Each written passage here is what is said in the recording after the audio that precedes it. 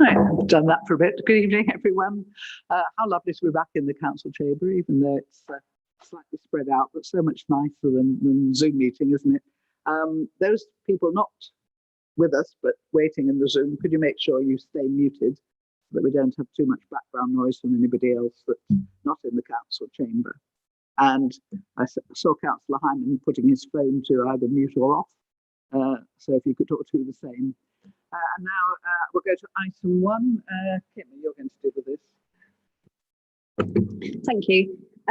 As we are now in the start of a new council year, we need the committee to confirm the chairman and vice chairman.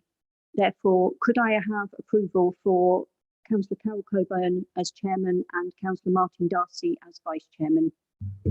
Agreed. Thank you very much. Thank you very much. Martin sent his apologies way back. Is he away? But you know, delighted he's still going to be the vice chair. Apologies for absence and substitutions, please, Kim.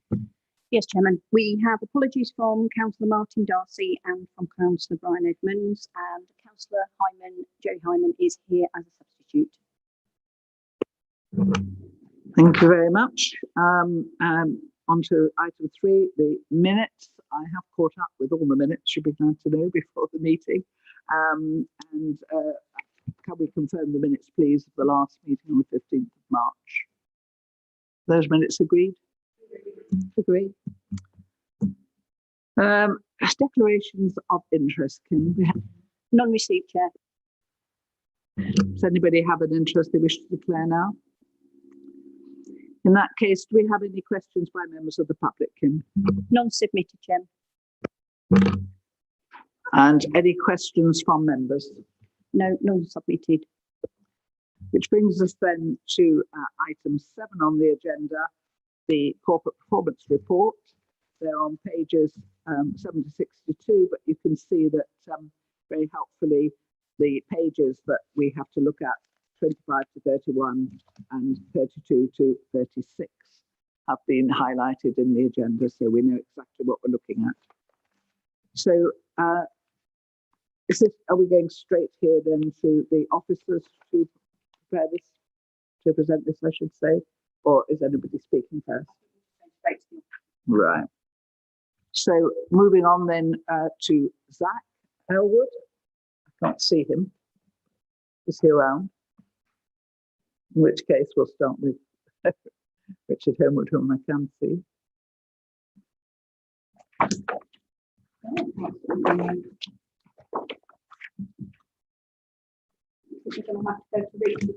Right, no problem at all.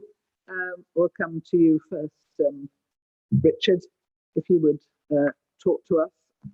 I thought somebody might be introducing this generally, but no, obviously not tonight, so straight in.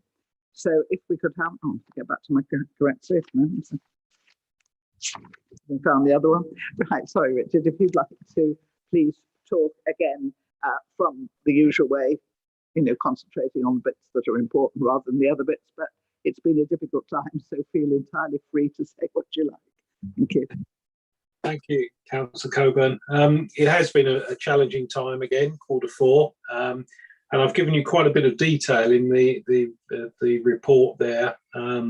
Certainly about the challenges we've had with our refuse and recycling collections, with the COVID issues with the crews, but we have worked with them to work extremely hard to keep the services going as best we can. We are still, even now, suffering COVID absences in the crews, people with COVID and people who've been in contact with people with COVID who have to self-isolate.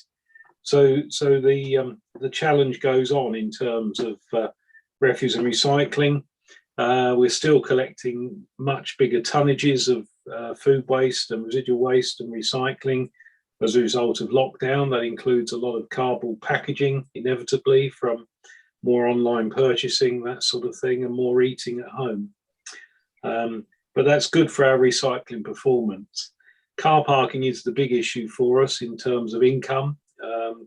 It is recovering, but it's very haphazard. One week it recovers very well, and then it dips off again for a couple of weeks. So we can't actually predict where parking income and usage of car parks is going for the immediate future. We've just almost finished the refurbishment of South Street car park in Farnham. There's one or two teething issues there, but then we're still waiting for Crest to start work on the lifts and the new car park. And they're currently widening Brightwells Road, which is pretty evident to anyone who visits Farnham at the moment. Our licensing teams have continued to work with businesses and support businesses as much as we can, whilst carrying out their regulatory duties. We carried out two significant licensing reviews during that quarter: street trading and the taxi and private hire licensing policy. And we've continued to work with the emergency planning team to deliver COVID response across the organisation.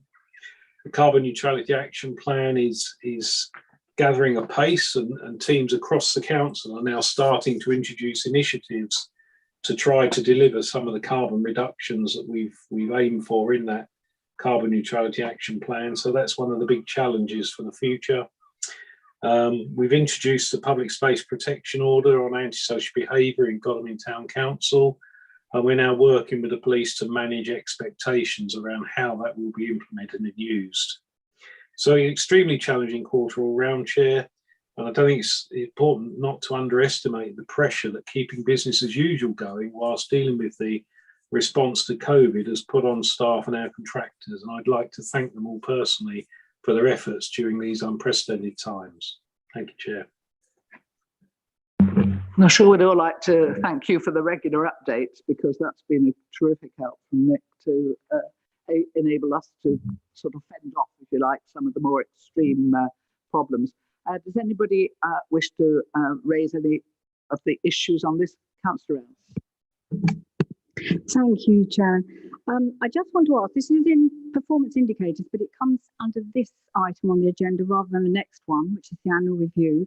And I'd just like to know, please, the new KPIs for 2020, 21, they were introduced from the 1st of April, and the proposed target of refuse and recycling missed bins out of 100,000 was 40, and the number of food waste missed bins out of 100,000 again was 40. And all I would like to ask is, how quickly are we, or have we been able to respond to those 40 missed? And you might refer me back to the KPIs. I'm not sure, but I mean, I wonder how confident you are that those 40 that we're missing are actually being looked after in a very timely way. Do we know that, Richard? Thank you. Yeah, perhaps I better explain that the target of 40 is after, according to the terms of the contract, BIFA have a period of 48 hours to rectify a missed bin. And the 40 target is for those that they fail to rectify within that 48-hour time frame. So there may be more missed bins than 40, but they've all been rectified within 48 hours. And this is the ones where they failed to rectify the miss within the 48-hour target in the contract. Do you want to come back, Councillor Ellis? Yes, we will be looking at the KPIs, by the way, later. Yes, I realise that. But it was as it was in on this page that we were looking at. So, do we have indicators, or where do we have indicators that show us how those 40 are dealt with? How do you report back on those to us? We don't report back to you on the 40 if 40 were missed, and you'll see that on this report in the table it was actually 46 refuse and recycling bins and 44 food waste bins that were missed during that quarter, which is disappointing, but perhaps understandable given the impact that COVID has had on the crews. All of those are rectified eventually. It's just that they haven't been rectified within 48 hours. So they may have taken a bit longer than that, or even a bit longer. Some of those relate to hard to access properties and properties where the non-regular crews are not familiar with an area and they might not be able to find some of the properties in the outlying districts. Thank you. Are you satisfied, Councillor Else? I've got a queue. I do apologise because I don't have a left hand here. I just have an empty chair. Councillor Hyman, I've got you first. Thank you, Chairman. Yes, I think officers would confirm that actually that 40 there, that's the target rather than the actual number, of course. But that does include instances where someone phones up that they've forgotten to put their bin out, and it is and it's counted as a missed bin because it wasn't because obviously it wasn't collected because it wasn't on. So there are various reasons why those happen. It's not as though that is all the council's fault or whatever necessarily. And it's a very small percentage, of course, of the number. I mean, any missed is a shame, but if people haven't put their bins out, then they're going to get missed. If you don't mind, if I can move on to the next page. We were talking about page 8 of the committee report there that Councillor Else had referred to. And on page 9, we've got... Can I just stop you, Councillor Ham, because we should be coming back to that. We should be, at the moment, looking at page 34. Okay. And then we'll come back to look at the KPIs, and certainly I've got a few comments on those. So we're looking at the corporate performance report at the moment, and that's from starting page 32, finishing on 35, 34. Okay, well, I'll go back because I've made some notes through that section, but let somebody else speak whilst I go through and prepare. Sorry, I was starting at the beginning and working towards the end. I'm sorry if that's an upside down way of doing things, Chairman. Got to keep you on your toes, Councillor Hyman. We can't have you thinking it all goes in any particular order. Councillor Reid, I have you next. Thank you, Chair.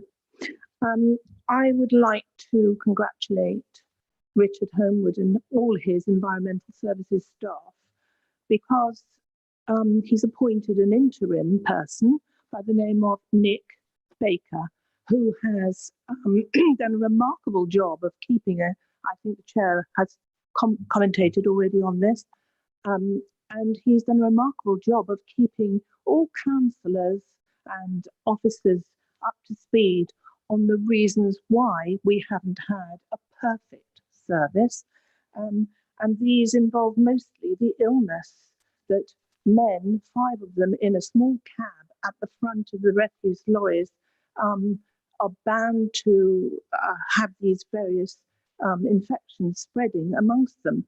They've not only had the COVID, but they've had to isolate because of COVID.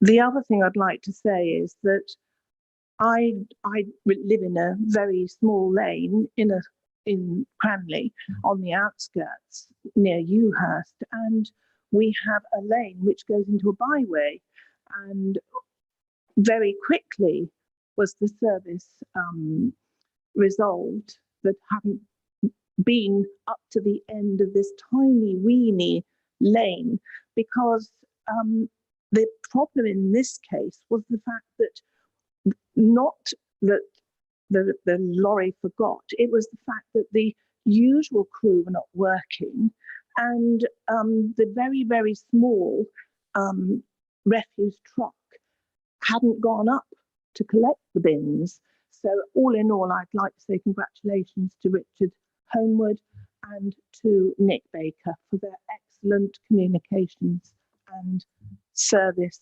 through the Biffa crews, who've battled through a tremendous amount of illness. Thank you. Thank you, Councillor Reid. The only issues we've had locally is the sort of slightly informal arrangements that were made with the previous people that weren't actually sort of written down anywhere. And I'm talking about narrow little lanes with half a dozen houses where they've come to a sort of special arrangement which worked for them, but unfortunately they didn't have it on paper to pass on to the new crews. But, you know, it's like everything else, it beds in. Councillor Gale. Yeah, thank you, Chair. I'd like to echo what Councillor Reid has just said. Richard's team, and especially Nick Baker, have been fantastic. And the missed bins, I'd just like to say that there have been issues in my ward in Milford where the crews actually couldn't get past pizza vans and things, so they couldn't actually collect. And I hope that that doesn't go down against them, because it was not their fault. And I must say they've been very, very good, and they've come back as quickly as they could to address the problem. But thank you for what they did. Thank you. Councillor Williams, you didn't put your name down to speak on this, but you're very welcome. Yeah, really just to echo what councillors have said. I think the impact that the appointment of Nick Baker has had in terms of keeping councillors appraised of what is happening, and also appraised of the enormous difficulties and challenges that are faced as a result of dealing with this on a day-to-day basis in the midst of a pandemic. I think that's been really helpful.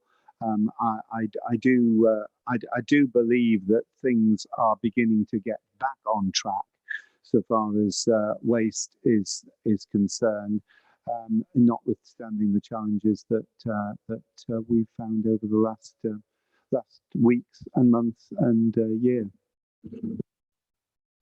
Thank you very much. Does anybody else want to raise anything else on these pages? Councillor Else again. Thank you, Chairman. On page 34, I'm interested to know, and this is a genuine inquiry, not meant in any other way, E3, the improved street and environmental cleanliness.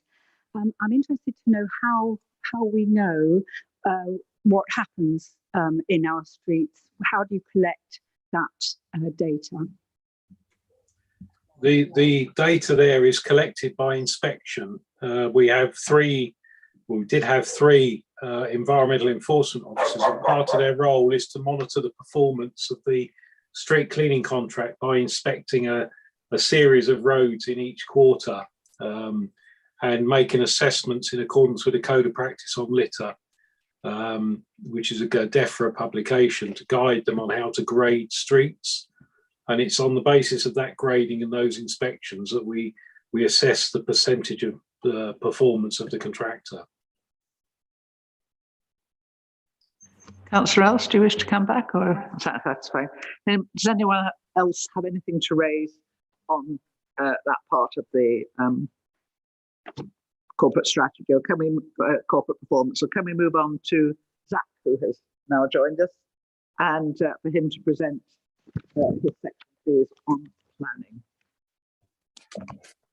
Thank you, Chairman, and apologies for being a couple of minutes late. And I'm grateful to my colleague Richard for stepping into the breach and doing his item first. So in terms of the planning and economic development functions over the first quarter of the year, it was an interesting quarter, again, similar to what Richard's outlined, you know, the number of challenges, partly self-imposed in that one thing we worked on very solidly during the quarter was rollout of our development management improvement plan, or at least the first elements of that, particularly around the restructure of the department. And I'm pleased to say that our restructure goes live in its entirety from the 21st of June, so that's 2 weeks today.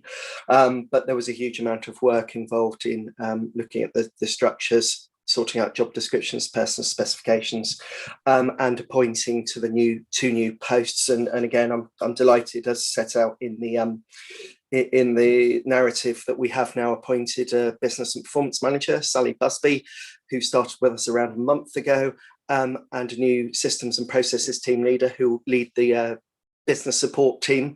And she started, Joanna Tai, she started with us just about 2 weeks ago. So they're settling in and getting to know the processes and the way we work, and looking at improvements themselves. Obviously tied to that, the first 3 months we were working on testing and training on the new Project Horizon system. As I'm sure you'll know from my updates, there have been teething issues with that, but obviously those didn't affect quarter 4, those because it was rolled out in April. So it will have an impact on our quarter 1 stats, combined with the substantial increase in planning applications and the backlogs we've been facing. And again, in the same way that Richard's team have been trying to update members on the waste collection service, we've been trying to update members, and we'll continue to update members on progress with validation and determination of planning applications going forward. Having said that, as I said, that's more quarter 1 2021 rather than quarter 4. So going to the stats themselves, relatively steady in terms of our performance against the statutory determination timelines. And as members have pointed out to previous ONSs, the P151, 153 and 123 are national indicators, and those are the percentage of applications determined with either within the statutory deadlines or in accordance with a deadline agreed in writing with the applicant. I won't dwell on it in this part, but in the new KPI section where we come on to that, I am going to be suggesting some further KPIs that deal with this issue, and in terms of identifying those stats for actually the real data of those without the extension of time. So I'll come on to that in a second. But ostensibly in terms of our returns to the government, which is what we're required to do on a quarterly basis, the performance overall was reasonably buoyant. A slight dip in the processing of other applications. We went down to 86% against the target of 90, but reasonably comfortable with the statutory returns that we have to give. On a good news, I suppose the planning appeals overall for the year, you'll see this is a cumulative figure, but we managed for the 4 quarters cumulatively to go under the 30% of appeals allowed, and the national average is around the 30% mark. I'm particularly pleased with this, given the previous years. You'll see that it was a sea of red for this indicator for a couple of years before 2021, and it could be luck, I don't know, but we seem to have turned a corner in terms of appeals, and perhaps that's partly due to the input and interventions from ONS, as I did attend an ONS back in January 2020, where we talked about putting in actions to try and address appeals performance. I can't put the performance entirely down to that, but it's reasonably buoyant. Similarly, the major planning appeals allowed as a percentage of major application decisions. Again, this is cumulative and looks buoyant in the terms of the 3.3%, as opposed to a government target of 10% for being classed as potentially a standards authority. I have to add a word of caution here, though, because the assessment period for that quality of decision-making national indicator, is done over 2 years plus 1 quarter, rather than the last year. And actually, when you bring in the data from the first quarter of last year and the previous year before I joined, we did have quite a number of months of quarters where we didn't do so well in terms of major planning appeals. We have just lost, obviously, a further one at Woolmead, which will count against the stats. And so we are, around about the 10% mark for that 2 years. We're meeting with the Planning Advisory Service, who are providing some free advice on this, and the government is on behalf of the government. And hopefully the fact that we've managed to exceed the target for the last 3 quarters will stand us in good stead. But I will, do need to keep a weather eye on that indicator. In terms of non-major planning appeals, we're consistently doing very well. Enforcement cases actioned within 12 weeks of receipt. We have seen an increase in enforcement complaints, and that is slightly below our target of 75%. So I need to keep a watchful eye on that as well, and resource the team accordingly, and look at how we deal with our priorities. And obviously, at a future ONS, we will be looking at the local planning enforcement plan. We had intended to bring that today, but you may be aware that corporately we're looking at a corporate approach to enforcement across services, so not just planning. And it was felt that it would be more appropriate to bring that to you once we've looked at that corporately, so probably in the autumn sometime. Pre-application advice is data only. we're well aware of the issues with pre-application advice, and although this relates to the last quarter, we have taken the decision in terms of our backlogs in planning, applications, validation and determination to pause suspend the pre-application advice system, but that is being looked at holistically. Kelvin Mills from Commercial Services is leading a project, a task and finish group with officers from my team to look at rolling out a much more bespoke and fit for purpose pre-applications advice service. And then finally, in terms of sort of the actual indicators, not surprisingly, slightly worrying numbers in terms of the actual numbers of houses commenced and completed within the timescales. We have limited influence on this, but it's important that we monitor this, and yourself, Chair, you'll be well aware of the sort of the 5-year housing land supply issues and the need to keep on top of this and encourage developers to bring forward those sites we want to see developed, the strategic sites in neighbourhood plans and in local plan part 1, and indeed going forward once local plan part 2 has reached a more advanced stage of preparation, those sites. Just to say again, although it's being drawn through into the new structure, we have created a new strategic sites applications team that will very much focus on bringing these sites forward and actually working more proactively with developers to try and get houses out of the ground. And obviously the council's doing its own part in terms of bringing forward its own housing sites as well. That was all I was going to say in terms of those indicators. In terms of complaint numbers have remained relatively steady in quarter 4. In fact, there was a drop in terms of level 2 complaints. But again, I can't be complacent, and I have to flag up that I do believe in quarter 1 of 2021, that number of complaints we've received, well, it will increase quite significantly, partly due to with the backlogs in validation and planning applications. So this is just a marker for the next ONS that considers the performance measures.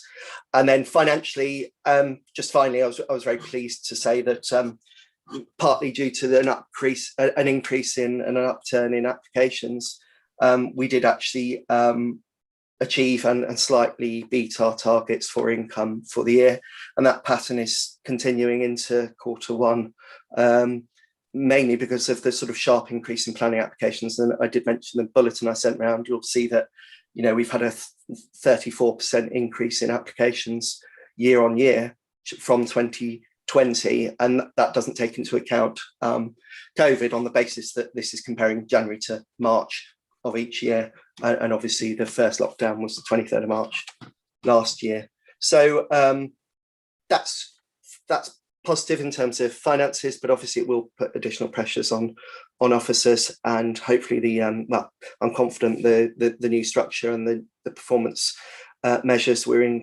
imposing and implementing for development management will start to see dividends, if not in the next sort of 3 months, certainly going forward in the next 6, 9, 12 months. I think that's all I was going to say, but obviously invite questions, Chairman. Thank you. Thank you, Zach. Can I just make one little point myself before I throw it open?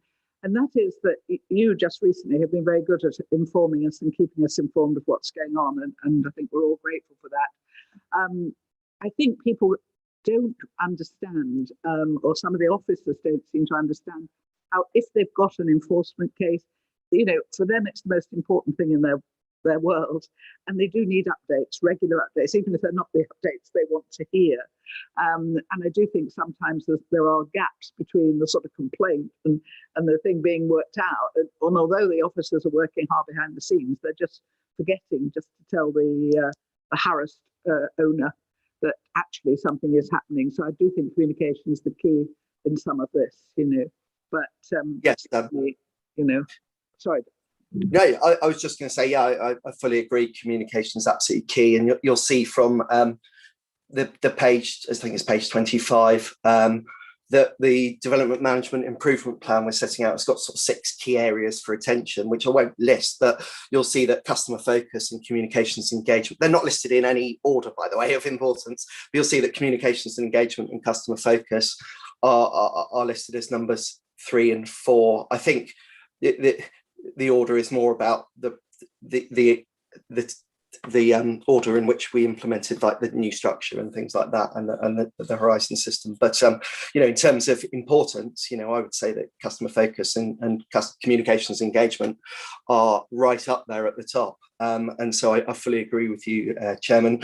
And these, hopefully, with the new business and performance manager, these are things we'll be pushing forward. And you know, obviously, you know, I'll be coming back to these meetings, and if performance is not improving in those areas, then obviously I'll you know, welcome feedback, and we'll have to see what further we can do. But you know, we are pushing on these areas, and I do take that point, and that's a message we are pushing back to officers as well. I think communication, both with councillors and with members of the public, and indeed agents, could cut out quite a lot of the complaints we receive if we were a bit more upfront and a bit more proactive in communication. I fully accept that.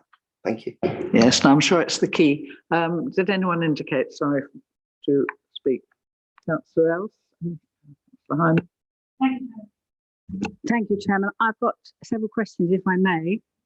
So, first of all, please, P1, I'm not sure. And if I go through my questions, and rather than this, okay, I'll go through my questions and then you can answer more. P1, where did 26 weeks come from? I'd just like to know that for all planning applications determined within 26 weeks. I'm not quite sure what the relevance of that is. I'd like to know. P153, still not really having a very clear picture as to how many of the target actually are with extensions of time agreed, which I know you're allowed to do, but it doesn't make for a very happy public out there. So I think I would like to know a bit more about that. I'd just like to say percentage of enforcement cases actioned within 12 weeks. You know, an awful lot of ancient woodland can be ploughed down within 12 weeks. I'd like to see that a lot better, and so hope you're working on that. I'd like to know when your pre-application advice is going to be reinstated. I'd also like to ask, what is the reason for the Horizon IT system still being tested and people still being trained on it when it's been put into action? Again, not a very happy public out there who want to get answers on their planning applications. Should this not already have been tested, and should the staff not already be trained? And I'm sure there's a reason, so I look forward to hearing that. And my last question or statement really is, I noticed on page 31, it's almost like only 2 ombudsman complaint decisions. Like, phew, we were expecting more, but we only got 2. That's quite serious, isn't it, in 3 months to have 2 ombudsman query? You know, just like your comments on that, if I may. Thank you. Thank you, Zach. Did you make a note of all of those? Because I did. Yeah, I'll be delighted to. Thank you. The first one, the 26 weeks, is fairly straightforward. The government has introduced, I guess about 4 years ago, 3-4 years ago, what's called the planning guarantee, which says that if an application is not determined within 26 weeks and no extension of time has been agreed, that the applicant can demand their application fee back. So that's why we monitor the 26 weeks. I mean, in reality, I can count on one hand the amount of times that we've actually been asked to return application fees for under the 26 weeks rule in my tenure. But that's where that figure comes from. So it's important to monitor. I mean, ideally, I'd want us to hit 100% within 26 weeks, because if we're not going to meet the 26 weeks, we should at least be achieving extensions of time. And I appreciate that's in itself is an issue, but that's where the 26 weeks comes from.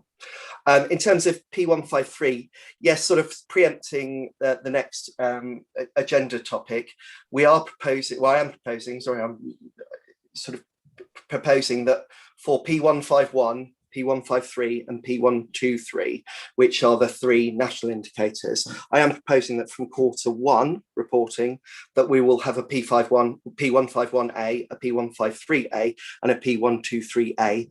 And I have discussed this with the policy team and with Nora Copping and Louise. We're intending to have the A's, which will be the figures, the raw percentages without extensions of time. So it's partly for members and partly so officers and managers can see what the true picture is in terms of those applications determined within the timescale. So hopefully, I mean, obviously it's subject to your discussion and your agreement, but hopefully the Overview and Scrutiny Committee will see that as a positive step forward in terms of understanding the sort of bigger picture in terms of that.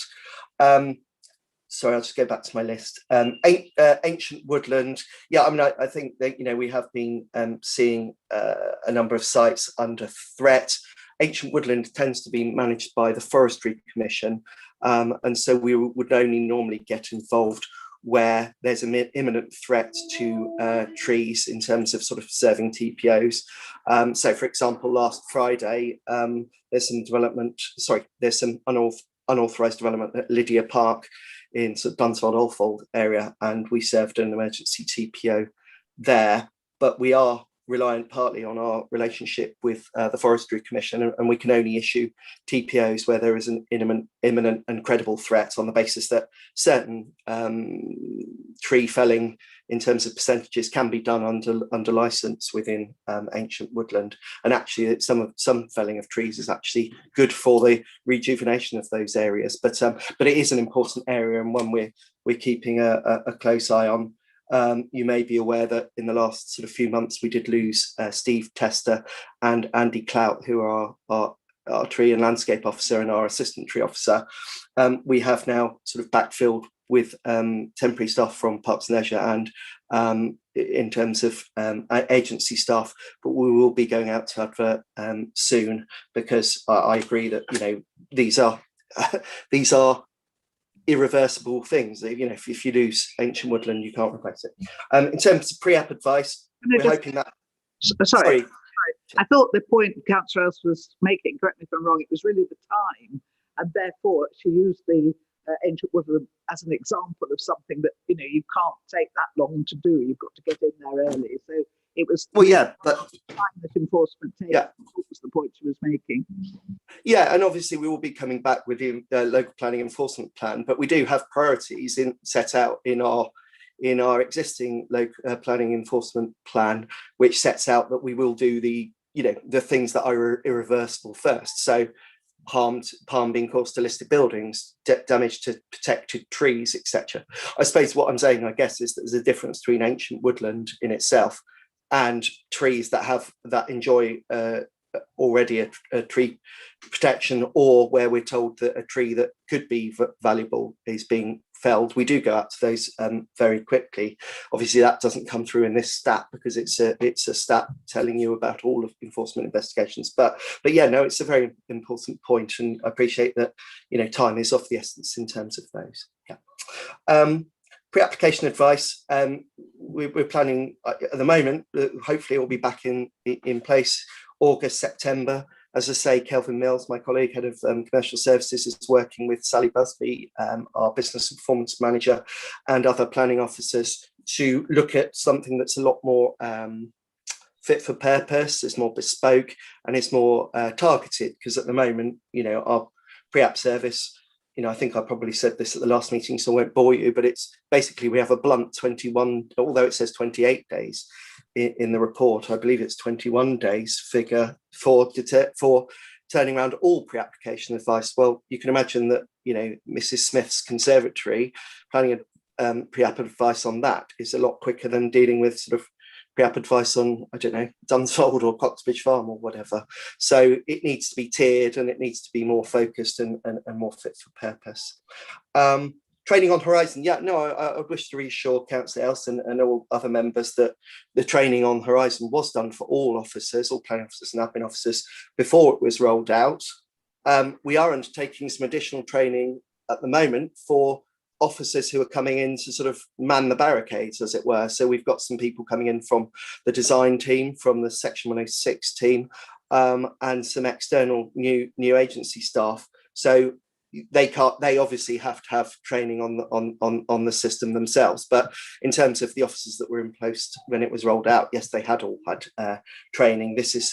But we did need to bring the others up to speed, and that obviously has had a bit of a delay in terms of them being efficient in pushing through the validation and determinations. And in terms of ombudsman, well, I mean, it depends when they arrive. I mean, I'm quite proud to say that in my sort of year and a half here, I've only had one ombudsman decision go against the council. That resulted in a payment of £500 to the complainant. Yes, I would prefer that had been avoided, but it's not something that I'm unduly worried about in terms of what's happened. And I think that whilst we do get a lot of complaints, the vast majority of these are either dealt with via an explanation or an apology, and it is quite rare still for ombudsman to investigate. What it doesn't show here is those cases that the ombudsman chose not to investigate, and there are several of those where people will write to the ombudsman following a level 2 complaint response, and the ombudsman will say there are other methods of them getting recompense or complaining, and the ombudsman refuses. I mean, maybe that's a point for me to discuss with the policy team about whether or not we should be reporting those ombudsman cases that aren't investigated. But the LGSCO says, no, I'm not investigating that further, because I think that would give a truer picture. Thank you, Chair. Thank you, Zach. That was comprehensive. I'm sure even Councillor Ells is satisfied. Councillor Hyman, you indicated. Yes, I mean, there's loads of things that we'd like to know, and we'd complain if we had data overload. So I would ask Zach if you'd put in a P1B if you're already thinking of a P1A. But to me, perhaps with my interlopers hat from Value for Money ONS on, the first thing that struck me there was, well, how much does it cost us a year for not quite meeting the 100% within 26 weeks? You've said it, you can count them on the fingers of one foot, and so it's virtually nothing. But if it's major applications which have got many, many thousands of pounds, but there's only 2 of them happening per year, that's completely different to if it's a household application that costs them 150 quid or whatever, isn't it? It's so yeah.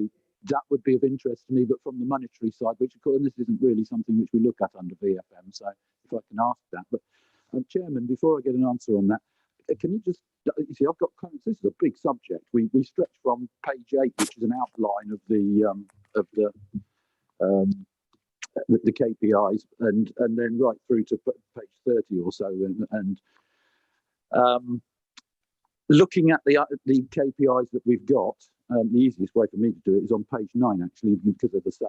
We just don't get muddled up with by all the other extra numbers that are in. Can you tell us P123, the national indicator, where it's about processing of planning applications, other applications. It doesn't say whether that's within so many weeks or whatever there. I'm not sure exactly who goes into that indicator. Sorry. And then P2, we've got processing of all other residual applications. So if you can remind us what other residual ones, when we've already done other in the one above, yeah, what the difference is, that would be handy. And then in P4, where we've got the percentage of enforcement cases actioned within 12 weeks of receipt, can you remind us, is that all or only those that are pursued? So, if a councillor phones up and say, hey, I'd like you to enforce this, and the officer simply turns around and says with a little consideration, that isn't something we can really enforce on, is that counted as in the numbers, or is it not? Or is it only ones which we actually pursue that are included within that number? And then when actually, I think we'll come back to later because other people want to speak on it. I'm sure the P6, P7, P8, the actual numbers that we've been doing. But if we can cover that for a start, we've also got, Madam Chairman, we've also got the service plan things on page 28 and 29 and 30. Are we going to be able to talk about those separately if people have looked at those? If it's relevant to this committee, yes, of course. Okay. Well, if I want stop to there first you of want all, to talk about the performance indicators when we get to that, which is the next one, or do you want an answer now? well, I think it's the background that we need, and I'm just trying to go through it in the order that I sort of approached it, really, because looking at the indicators, you need to know what those indicators are telling us, so before you can assess for yourself whether we should be upset with the numbers or not. Well, this was, if you remember, what Councillor Else asked for, and it was going to be coming to the committee, but it isn't coming at this time. But it will come, we hope, when we get all the restructuring, the new corporate management restructuring plan and the local enforcement plan. We're hoping then that we get the answers to these and we drill down. And Zach has already said that we are going to come, introduce new PIs even at this stage to try and improve that. Drilling down, as you say, into the essential figures. So, that is coming. And I don't want to spend a long time when we know that's coming. It should have come to this committee. But should we hope have something September time, we hope can Zach confirm that. But let's take an answer to your first ones about the numbers and what residual means and all of that. But we'll come back to the drilling down into the numbers when we look at the PIs, won't we? Okay, thanks for your. Very happy to try and answer the questions, Chairman and Councillor Hyman. So just to clarify, there wouldn't be a P1A. There would be it would only be the three national indicators P151, 153, and 123, where there would be A's. But I take the point. I mean, certainly for the VFM ONS, they would want to know what the actual what the scores on the doors are, what the numbers are. Rather than having a separate indicator on that, because what do you put as a target? I mean, the target should be 0, ideally.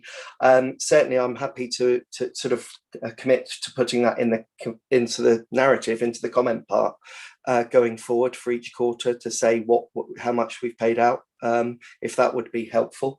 In terms of the processing of planning applications, other applications, yes, sorry, that should say determined within 8 weeks. So apologies for that. I think we can get that updated for the next report. And then residual applications are things like that don't count towards the national stats, like prior approvals, discharge of conditions, those sorts of things. So again, we can be a bit clearer on that, because although it's all set out in the council's performance reporting system, Pentana, obviously you only get this snapshot. So I'll liaise with Nora and Louise in the policy team to see if we can make those the wording of those indicators a bit clearer. In terms of enforcement cases, my understanding that relates to all enforcement investigations, not just those we decide to pursue. And then there was not a question, but there was a sort of a hint that might want to look at the P7, P8 around housing delivery. As I say, I'm not sure what more I can say other than that, we've put in a strategic team that will try and push this forward, but you'll appreciate that as a council, our ability to influence house builders to actually get off and start digging and building houses is limited, and they're driven by the market, aren't they? They'll build when they think they can sell. I mean, it's as simple as that, and it's not right, and it's not fair that we're penalised, because if they don't build, obviously you've got housing delivery tests, and without being too political here, obviously we're the ones that then get told we have to deliver a higher number of, allocate a higher number of sites to meet that shortfall. But that's the way it is. I know the MP is going to be raising that with the Farnham Southwest Surrey MP is going to be raising that with MHCLG. But that's what we're working with at the moment, and all we can do is report the figures at the moment and try and do our best to support those sites where they are strategic to the council. I'm delighted to see that obviously things like without picking on specific sites too much, I was delighted to see Coxbridge Farm, for instance, was supported by members and has been given outline consent. And obviously, that's a site that's allocated in our neighbourhood plan, and one that I'm pleased that members could support. Thank you. Okay, I think we've really done the general item here. probably well enough. Item 7. Perhaps we should move now to look at the indicators. Oh, sorry, councillors, I'm not trying to stop. Sorry, thank you, Chairman. Unless we're going to come back to item, where are we now? Because I'm a bit confused. We've kind of jumped back, haven't we? What item? Well, we're not really looking at performance indicators, but they just happen to come into this section. But looking at them in detail, assessing them, is coming up in the next item.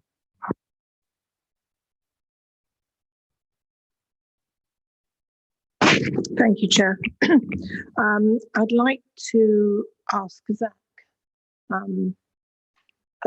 Elwood, the officer, about appeals, because we are improving, but I take a particular interest in appeals and whether costs are awarded or appeals are dismissed. I'd like you again, if you wouldn't mind, to go over the actual situation at the moment with the appeal system.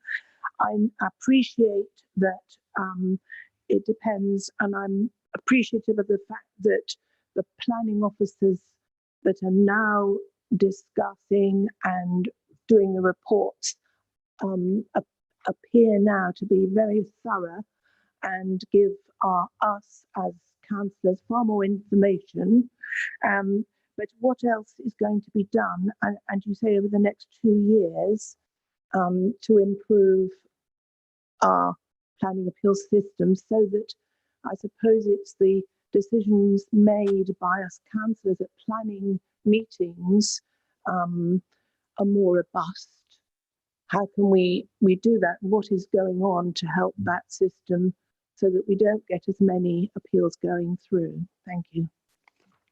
Can I just interject before I get Zach Elwood to come back on that? But you mentioned Cox Bridge, and one of the reasons that went through relatively easily was because the report was so much better than previous reports, much more focused, much more relevant to the current situation, to national guidance, as well as to the local policy. And I thought it was a cut above that particular report. I don't know who I'm praising, but when you've got a clear report like that with everything put out, rather than these rather sketchy ones we've had in the past at times, it makes it so much easier for a committee to stay focused and to make good decisions. So I'm assuming that that's going to be repeated and improved throughout the forthcoming improvements.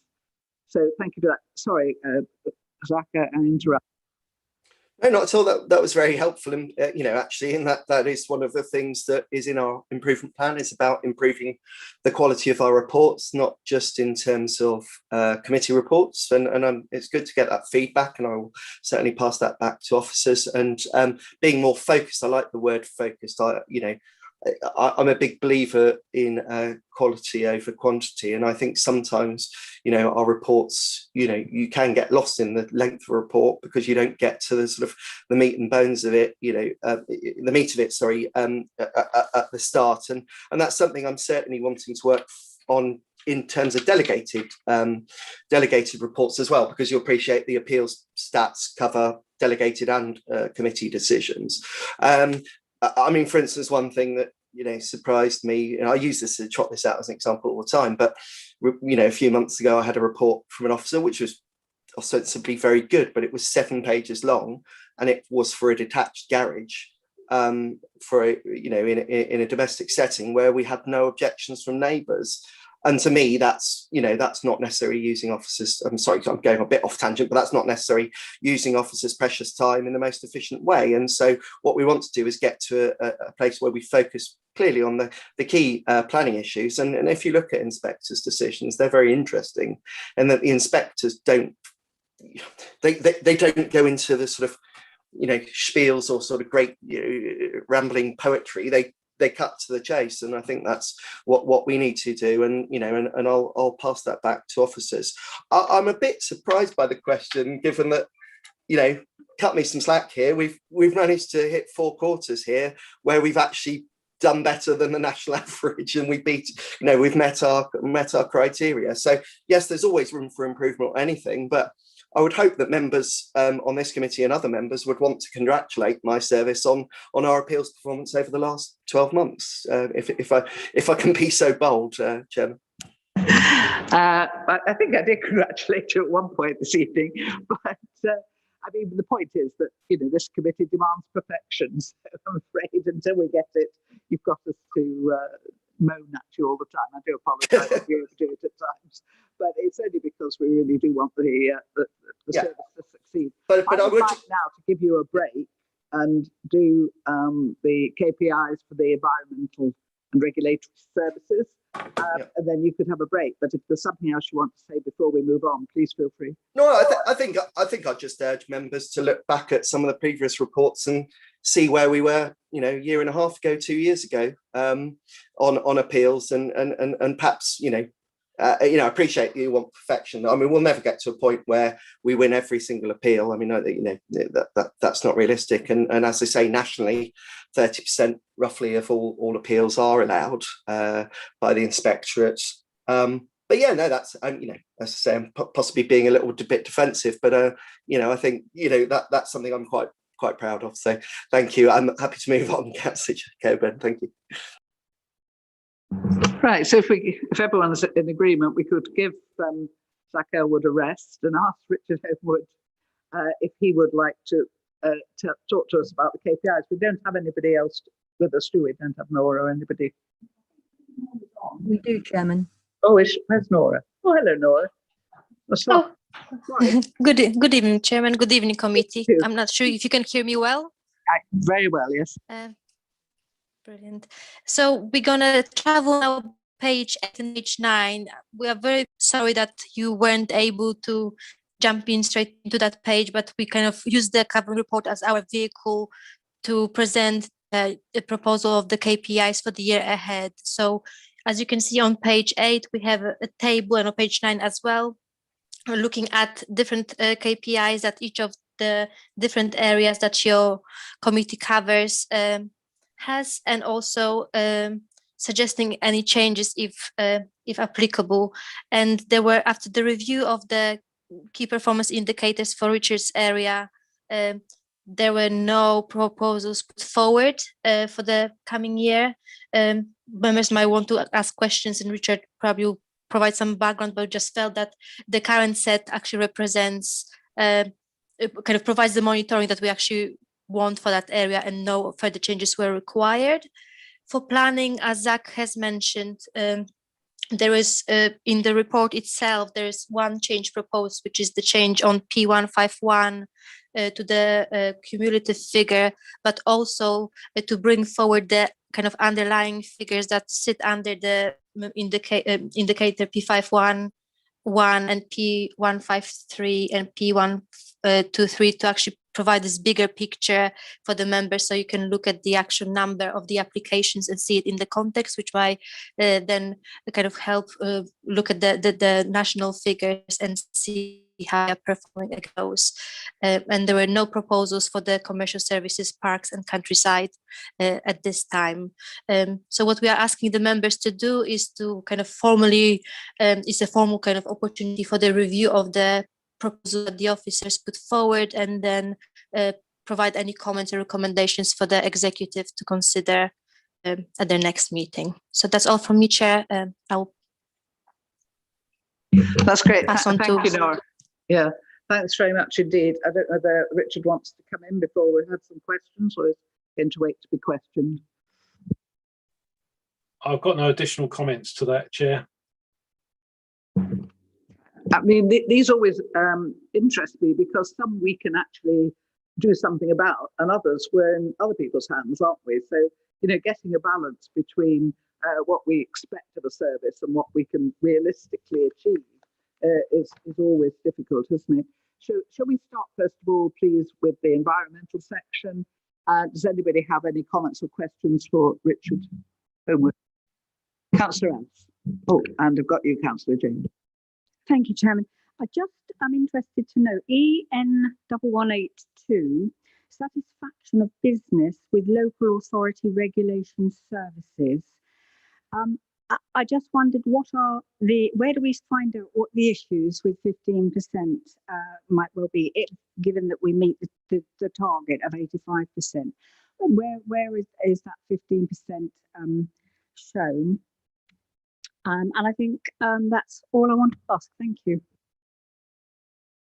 Richard Howard, have you got an answer for that one?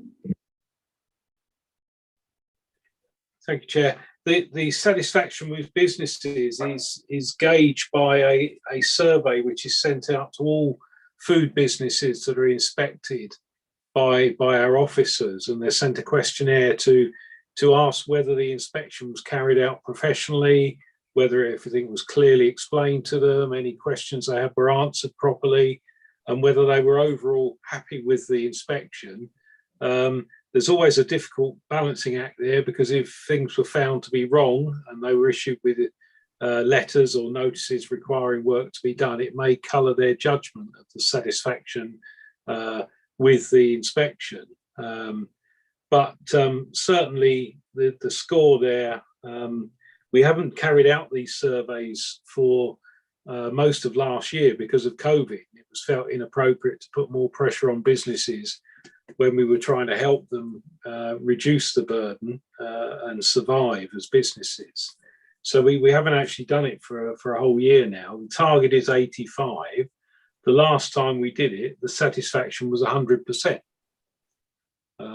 So there isn't a 15% of dissatisfied customers, or there weren't in Q4 of last year, and we haven't carried out the surveys during the COVID lockdown year.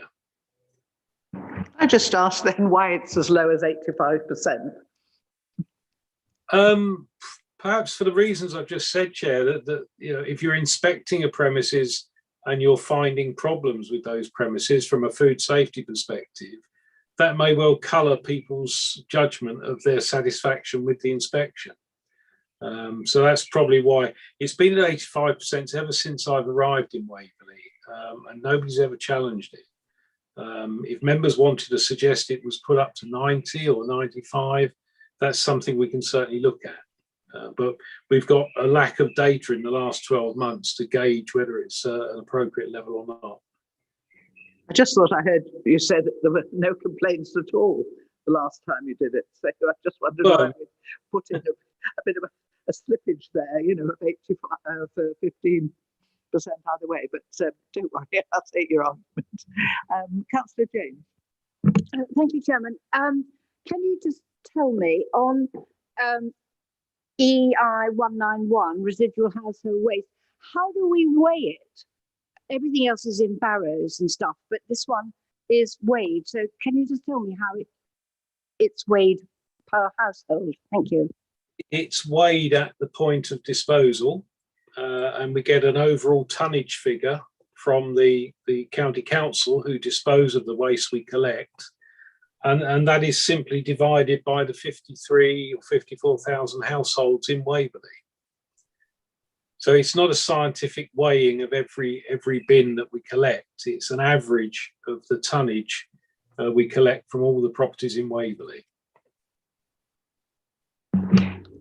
As I say, I think my problem, sorry, Councillor Hammond, I've got you, I'll take you next, is where we have a figure, and I don't understand why it's there.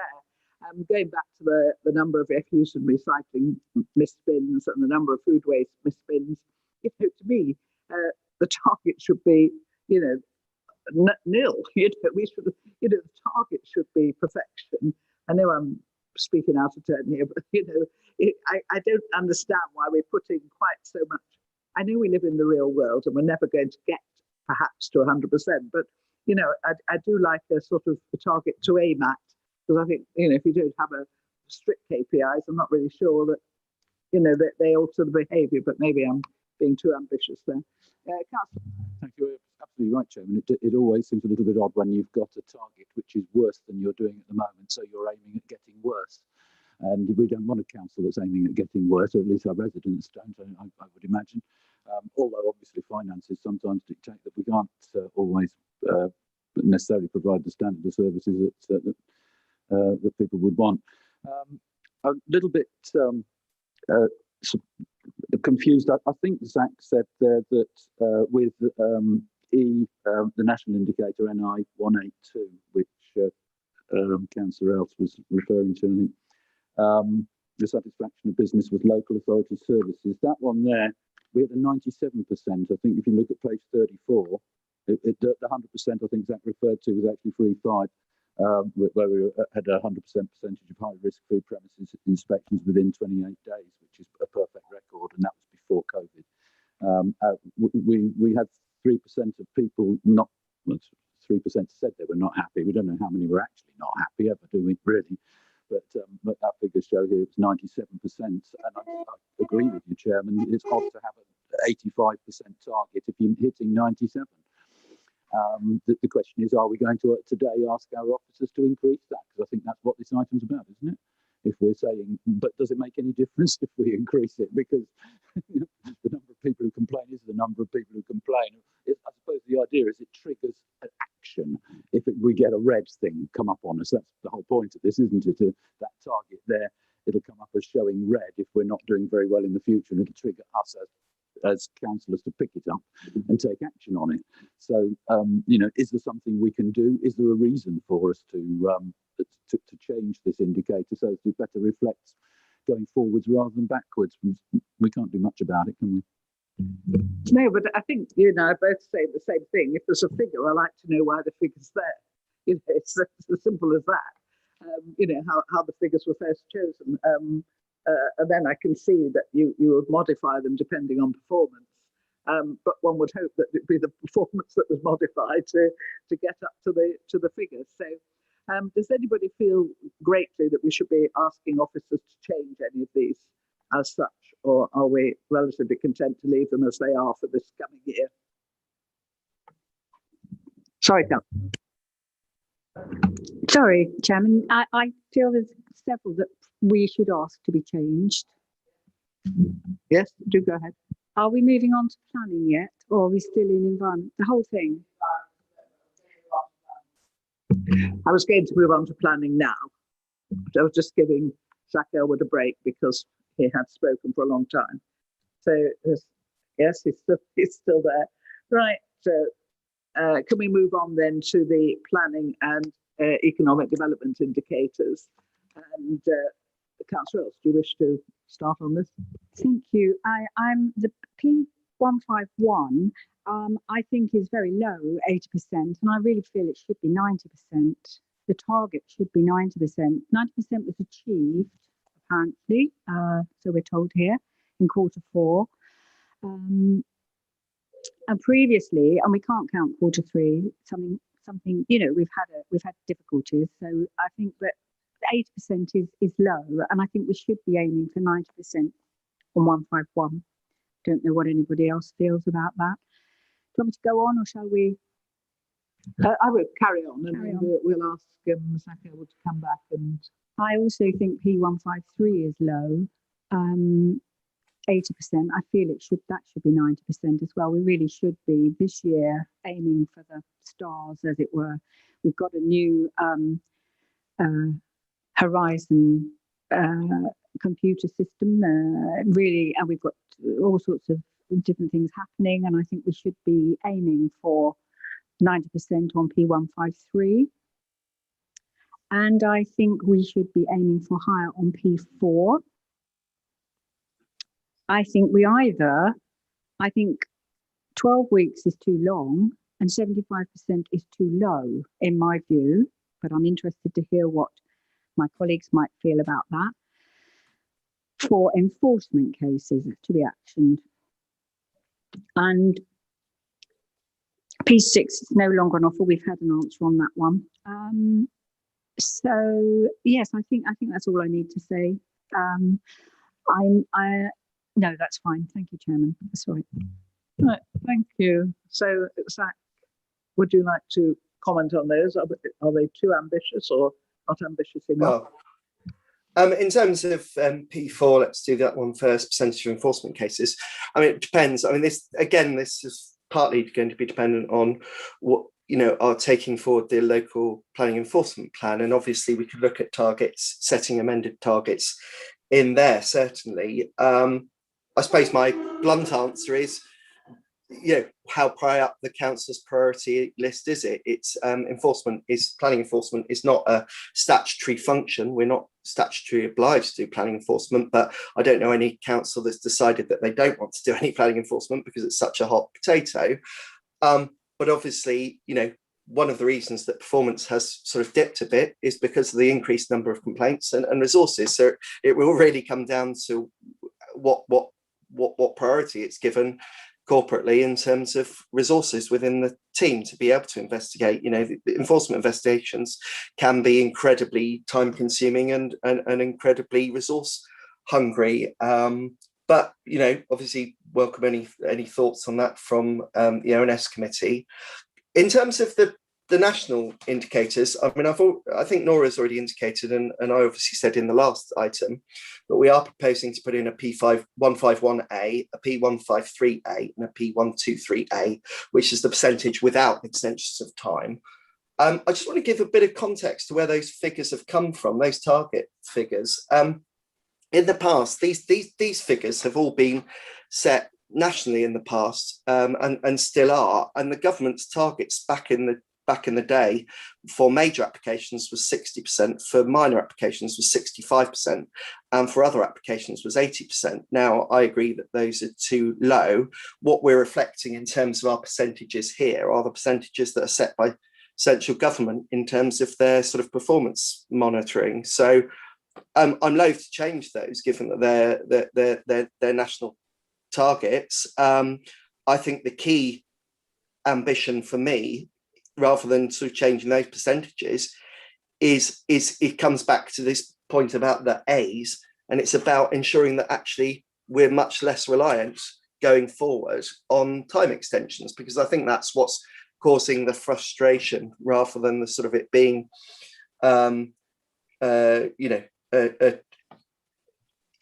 taking 8 weeks or 13 weeks. I think if it's the fact that then it can carry on with the extensions of time, and so that should be our ambition. Rather, so I'm not minded personally to change those figures, but I'd be welcome the ONS's thoughts, and obviously this will go on to the executive in due course, and I'm sure they'll have thoughts on this as well. Thank you. Thank you. Councillor Rivers and then Councillor James again. Thank you, Chair. I think we're all happy with setting targets that are accessible and challenging.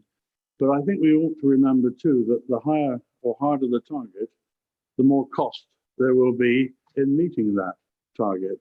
So if we just raise them across the board, it will cost us more in officers' time and therefore in resource.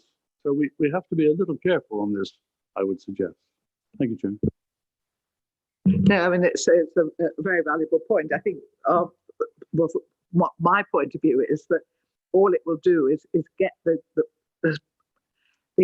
applications that are within our grasp. There's certain things in planning that we cannot control. We're part of a system, other people are involved in it. But where we are actually processing, then I think, I would like tight, quite demanding timescales. And I actually think that will probably help officers because, if you get into the routine of having to do something in a certain time and doing it well, but, we can all differ on that. But I take your point on the cost. Councillor James. Yes, I'm happy with them as they are, because the one thing I would hate is for us to fail to meet a higher target and then it goes red and then we would be deemed a failing council. Well, I would rather be sensible and cautious to be a good performing council, and they're national indicators, most of them. And as Zach said, some of them, they're much higher than they used to be. So I'm content with them as they are. And if the officers are happier so they can perform the job that they have to do, then that's what I would prefer. Thank you, Chairman. Right. Oh, we've provoked at least 3 people. Right. Councillor Reid and then Councillor Gale. Thank you, Chair. I agree with Officer Elwood that there is no end to the work that could go into planning enforcement.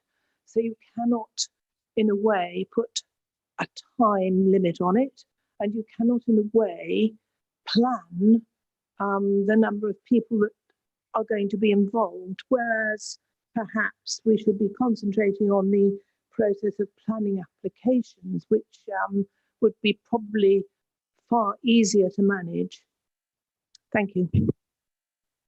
Thank you. No, I totally agree with you. Councillor Gale. Yeah, I'm quite happy with the percentages on there because we're actually overachieving if you read it that way, which is obviously quite good. The only thing I was querying is Zach made a comment about P4, that enforcement wasn't under planning. I'm sorry, my newness to this, I didn't really understand what he was saying. Sorry. Do you want to clarify what you said, Mr. Elwood? I don't think I did say that. Apologies if that's how it came out. No, enforcement is under planning. What I said earlier in the evening was that we are looking corporately at the whole enforcement, the way we deliver enforcement across services. So licensing enforcement, enforcement of, I suppose, stray dogs or whatever, all environmental health enforcement, and we're looking at whether or not we can streamline and make efficiencies there. That's a subject for another day. But certainly, you know, planning enforcement certainly does come under me. It comes under development management at the moment, and will continue to do so. I think I was just saying that that obviously we'd need the resources if we were to set more challenging targets for planning enforcement. You know, that and again, coming back to Councillor Paul Rivers' comment, you know, could come with a resource implication. I think the enforcement team, out of all of the sort of development management problems we've got at the moment, I think the enforcement team are performing actually admirably well with the resources they've got in terms of investigating things. There will always be issues, but you can only look, if you only look at last week, I mean, we served a temporary stop notice and an emergency TPO within the space of a day on Friday, relating to a site in Alfold. But no, I'm sorry if I confused Councillor Gale. No, planning enforcement certainly does sit under me, and we will be coming back later in the year, probably in the autumn, with a local planning enforcement plan. And at that stage, I would very much want to go through those targets and what the priorities are for the ONS, and then going on to the executive to ensure that what we're delivering in terms of the resources we do have is focused on the areas that members feel are the most important, because at the end of the day, it's important that we cut our cloth according to what the priorities are for the council, and you councillors are a massive part of that. Hopefully that helps. Sorry. No, that's very clear. I must make it clear, I'm talking about processing of applications, not enforcement in terms of raising the bar, you know, just to give more rigor, I suppose, to the process. But obviously, we're completely split down the middle on here, so you can take the advice from whichever of us you agree with. But, you know, I've always been brought up to aim for the top, and the top is 100%, you know, not 80, and certainly not 75.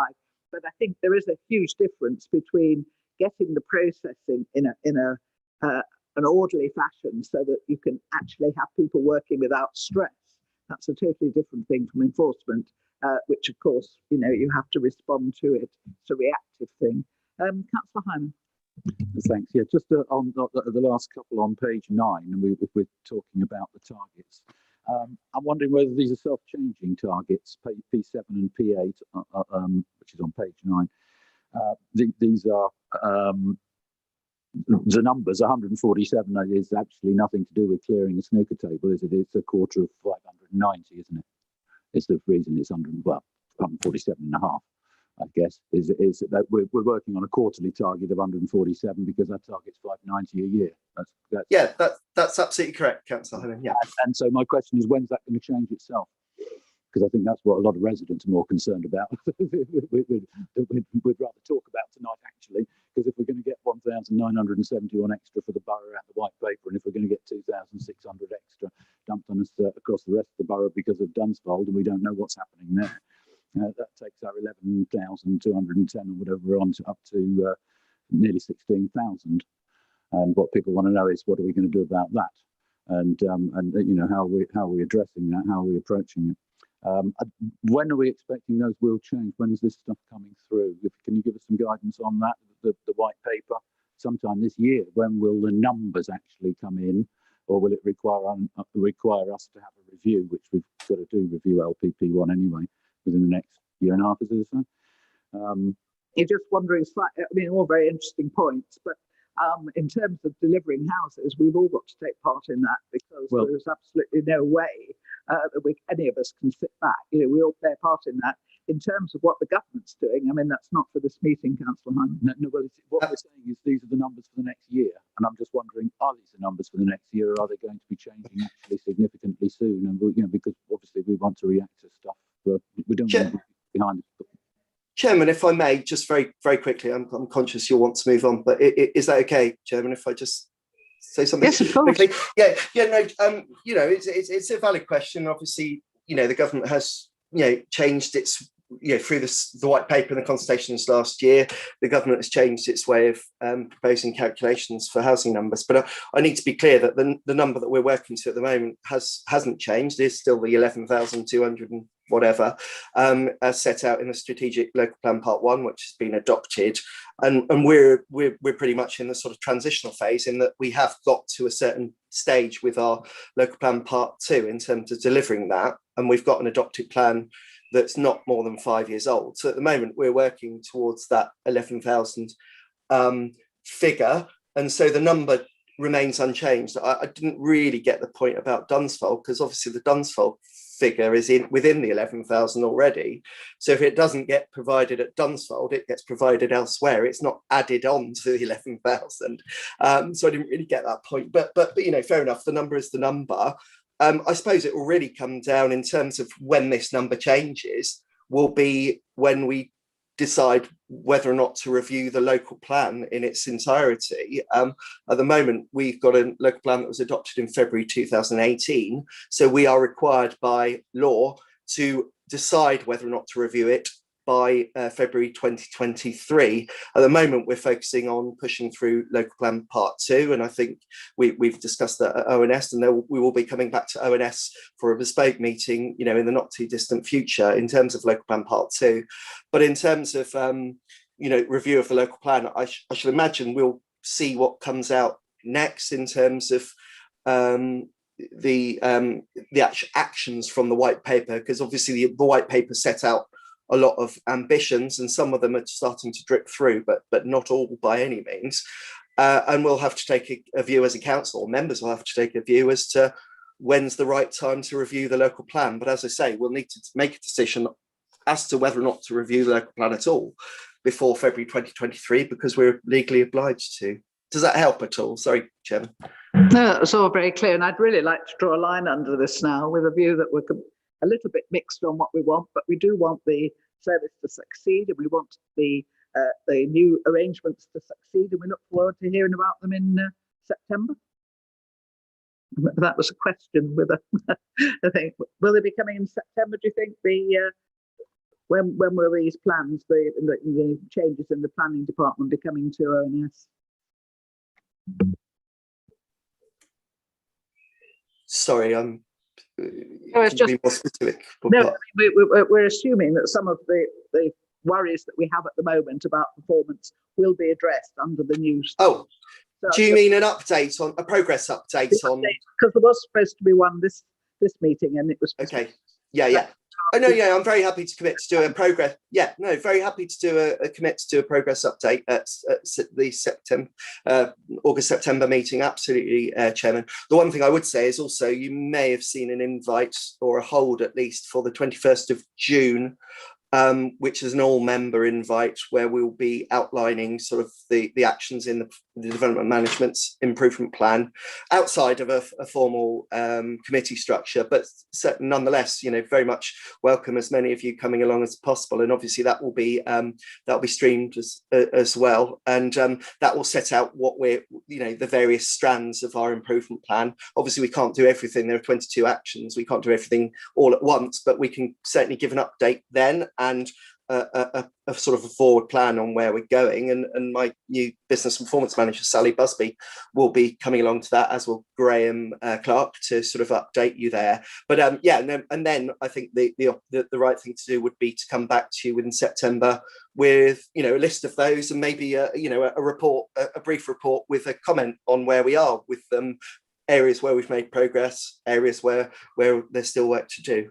Does that sound reasonable to you, Chairman and members? I'm sure it does. We just really want the planning department to flourish. It's as simple as that. We'd like the reassurance as quickly as possible that things are in place to improve the areas that haven't been working quite as well as they might. Well, can I thank you, Zach Elwood, and Richard Homewood, and Nora Copping. Can't see her on that screen, but I'm sure she's somewhere.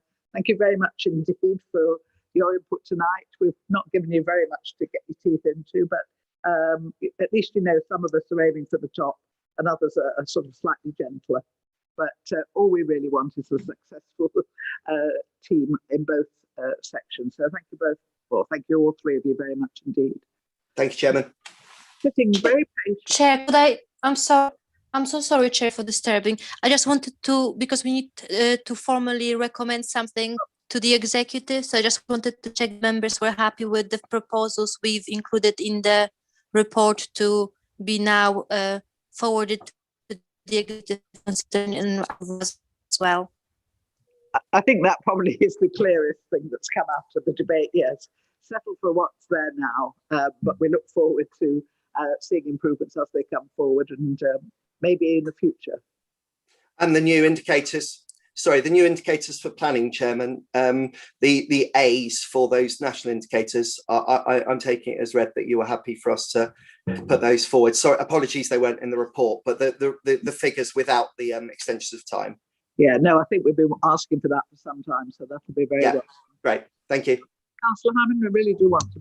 Yeah, sorry, Chairman. I thought you said that we were going to come back and be able to speak in some detail on the figures themselves, the data themselves, and the service plans where we're off track, where we've been off track there. But you've had plenty of time to ask the questions, because all those pages are in front of you, and you've got the heads of. Yeah, we've got the same problem, Madam Chairman, if you don't mind, that we had at the previous ONS, is where the KPIs and the scrutiny items, they appear to be the wrong way round. It's completely confused everyone and taken twice as long because of it. And I'd just like to make sure that could I just point out that at the front pages of your agenda do actually lay out the pages that are relevant to each item? Yes, absolutely. But we start off with 7, and then item 8 goes to pages 8 and 9, which are actually before the thing we move on to. And it's and we've had the same with some issues on other committees with papers coming out afterwards and nobody being actually sure what it is we're meant to be reading. But anyway, we'll pass that by.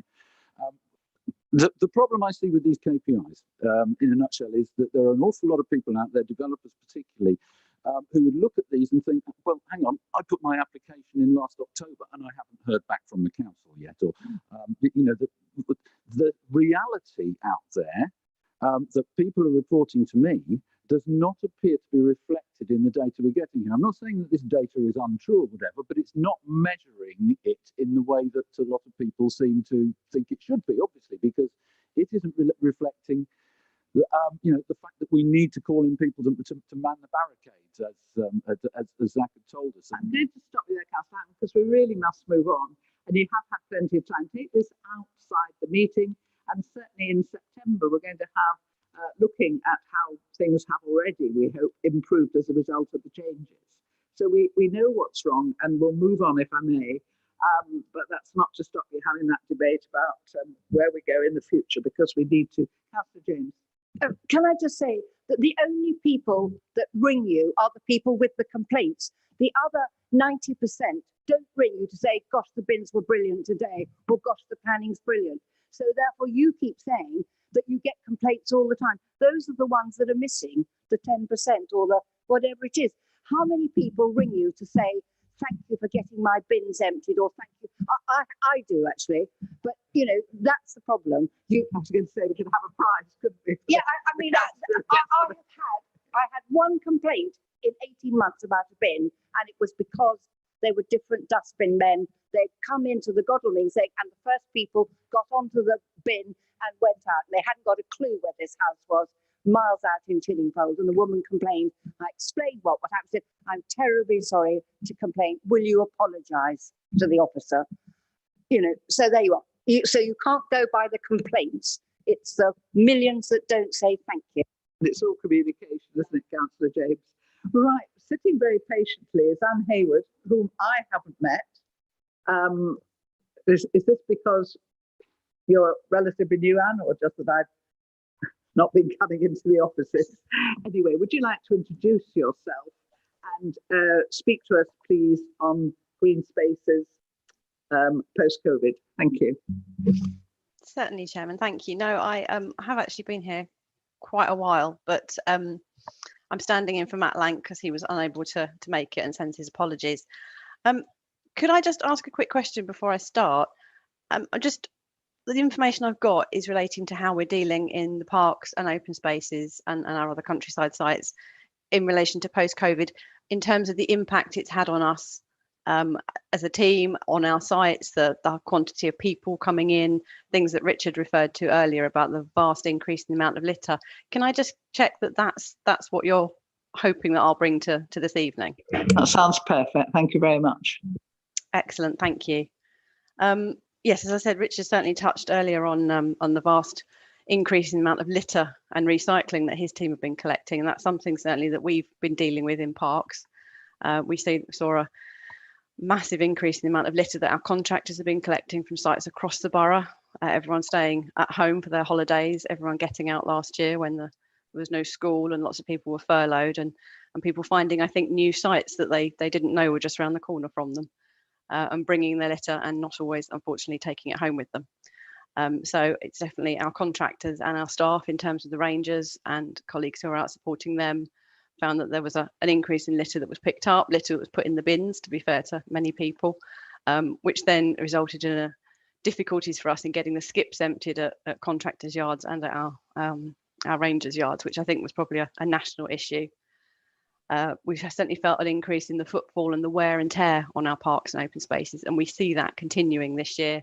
I think as more and more people are staying at home, more and more people taking advantage of the nice weather we're having at the moment. I admit it was slightly dodgy earlier a few weeks ago, but continuing on from last year, more and more people getting out, more and more people realising how important it is for them to be out in the fresh air and in open spaces, getting in contact with a bit of nature, health and well-being. I think more people are seeing that, so we felt that increase, and that's brought with it a focus for us on certain sites. I mean, many people here, I think, within the committee and colleagues will have seen that the vast increase in people at Frensham and the response we had to take there, working with colleagues within the council, working with Surrey, working with the police, doing fast responses to issues surrounding parking and people driving occasionally irresponsibly. So we worked very well with Surrey, implemented some double yellow lines along the main roads and along Bacon Lane, bollards around the common, bollards around the green, working with the school to deal with parking there and making sure that it's a safe site, especially around that area around Frensham Green, for people picking up their children from school, taking them to school, working together to keep everyone safe, and also dealing with people not just from within the borough and within Surrey, but coming in from much greater distances to many of our sites.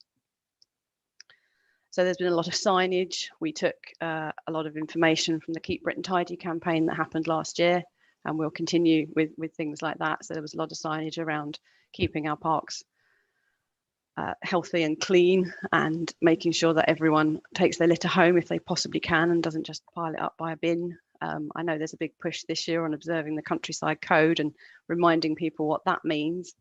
So we're looking at how we can implement that, and our communications team were very strong on making sure that we had appropriate banners, that there was social media, that there was press releases, that we called on all the different opportunities we possibly could to promote our sites, but also promote people to use them responsibly. So an increase in signage, increase in banners across lots of different sites. And it's not just priority spots like Frensham and Farnham Park and Broadwater Park. We're seeing it on lots of smaller sites across the borough, lots of the village sites. And I know some of the parish councils have come to us and reported in conversations that they're seeing an increase in use in their sites as well. And we're certainly feeling that. We also found, and Frensham is the classic example, that it was being promoted not by Waverley, but by national newspapers as an undiscovered beauty spot. Something that I think we're trying to clamp down on and remind people that it is a site of special scientific interest. It's not actually a beach in the same way that you might go to the beach at Brighton. It needs to be respected in terms of that. So there's a lot of education been going on as well for people as well. There were no seasonal rangers recruited last year at Frensham due to the COVID and the staffing freeze, recruitment freeze. But we were supported by colleagues who were redeployed from other teams. This year, we have fortunately got 2 seasonal rangers, so they're supporting the team as a whole there. But as a section, we are running 2 full-time members of staff down, which is having an impact on how we can carry on with some of our projects. And so we're seeing the effects of that. We're hoping to resolve that shortly. And we've certainly asked for understanding from lots of people. But we would like to be able to access some of the planning contribution money that we know is sitting there in a pot waiting for us to take some projects forward and make some improvements to some of our parks across the borough. We were lucky in that Continental Landscapes, who started their contract in November 2019, they implemented a very good COVID-related policy. They obviously don't have to have their teams quite as tightly packed as they are for Biffa and the bin lorries, and they were able to keep their number of staff who contracted COVID or had to isolate. They were able to keep them quite low. I think the nature of the job means that they're able to separate when they're out on site. They introduced staggered working times in their yard and their depot and that sort of thing, and that definitely helped. And they're continuing with that all the way through until whenever the green light is shone and life goes back to whatever normal was before this last year. I think that's possibly all the notes I had, which when I wrote them seemed like a much bigger list. But please, if there's any questions, I'm happy to answer what I can. I'm sure there will be. No, it was really fascinating because we hear little bits like Frensham and incidents in Farnham Park, but it's always good to get the whole picture and to see you, working hard, because it's been so important, hasn't it? This people getting out into green spaces. Would anyone like to ask? Councillor Gale. Yeah, thank you, Chairman. I live in Whitley, so one of the areas for Waverley is Mare Hill Common. And we had some hideous fly tipping in the little car park on Rope Lane. We had rather a lot of car tyres, which I have to thank Richard Homewood's team for. They cleared that off very quickly. A bin, we've often asked if we can have a bin in the little parking area, which is on the common. And we've always been told, no, we don't put bins on commons. But is there a particular reason for that? Because it would help enormously. Do you have an answer for that? I'll be honest, straight away, I don't. I do deal with the grounds maintenance contract, but not so much with our commons and those sort of open spaces that the Rangers team deal with. But I am happy to take the question back and get a colleague to answer that, and we can reply back if that would be okay. That would be splendid. Thank you. I'm sure Councillor Gale will look forward to that. So anybody else have a question for Anne Hayward? Can I just ask then, am I just imagining it? I'm getting a bit sort of self-conscious now after what Councillor James said, but I seem to see at the moment more, or I get complaints about more antisocial behaviour, low level, but antisocial behaviour in the green spaces. Is that just peculiar to Farnham? Is it something that is getting exaggerated, or are we having more, I don't know, collective sort of gatherings or whatever that's leading to antisocial behaviour? I think there possibly are more gatherings.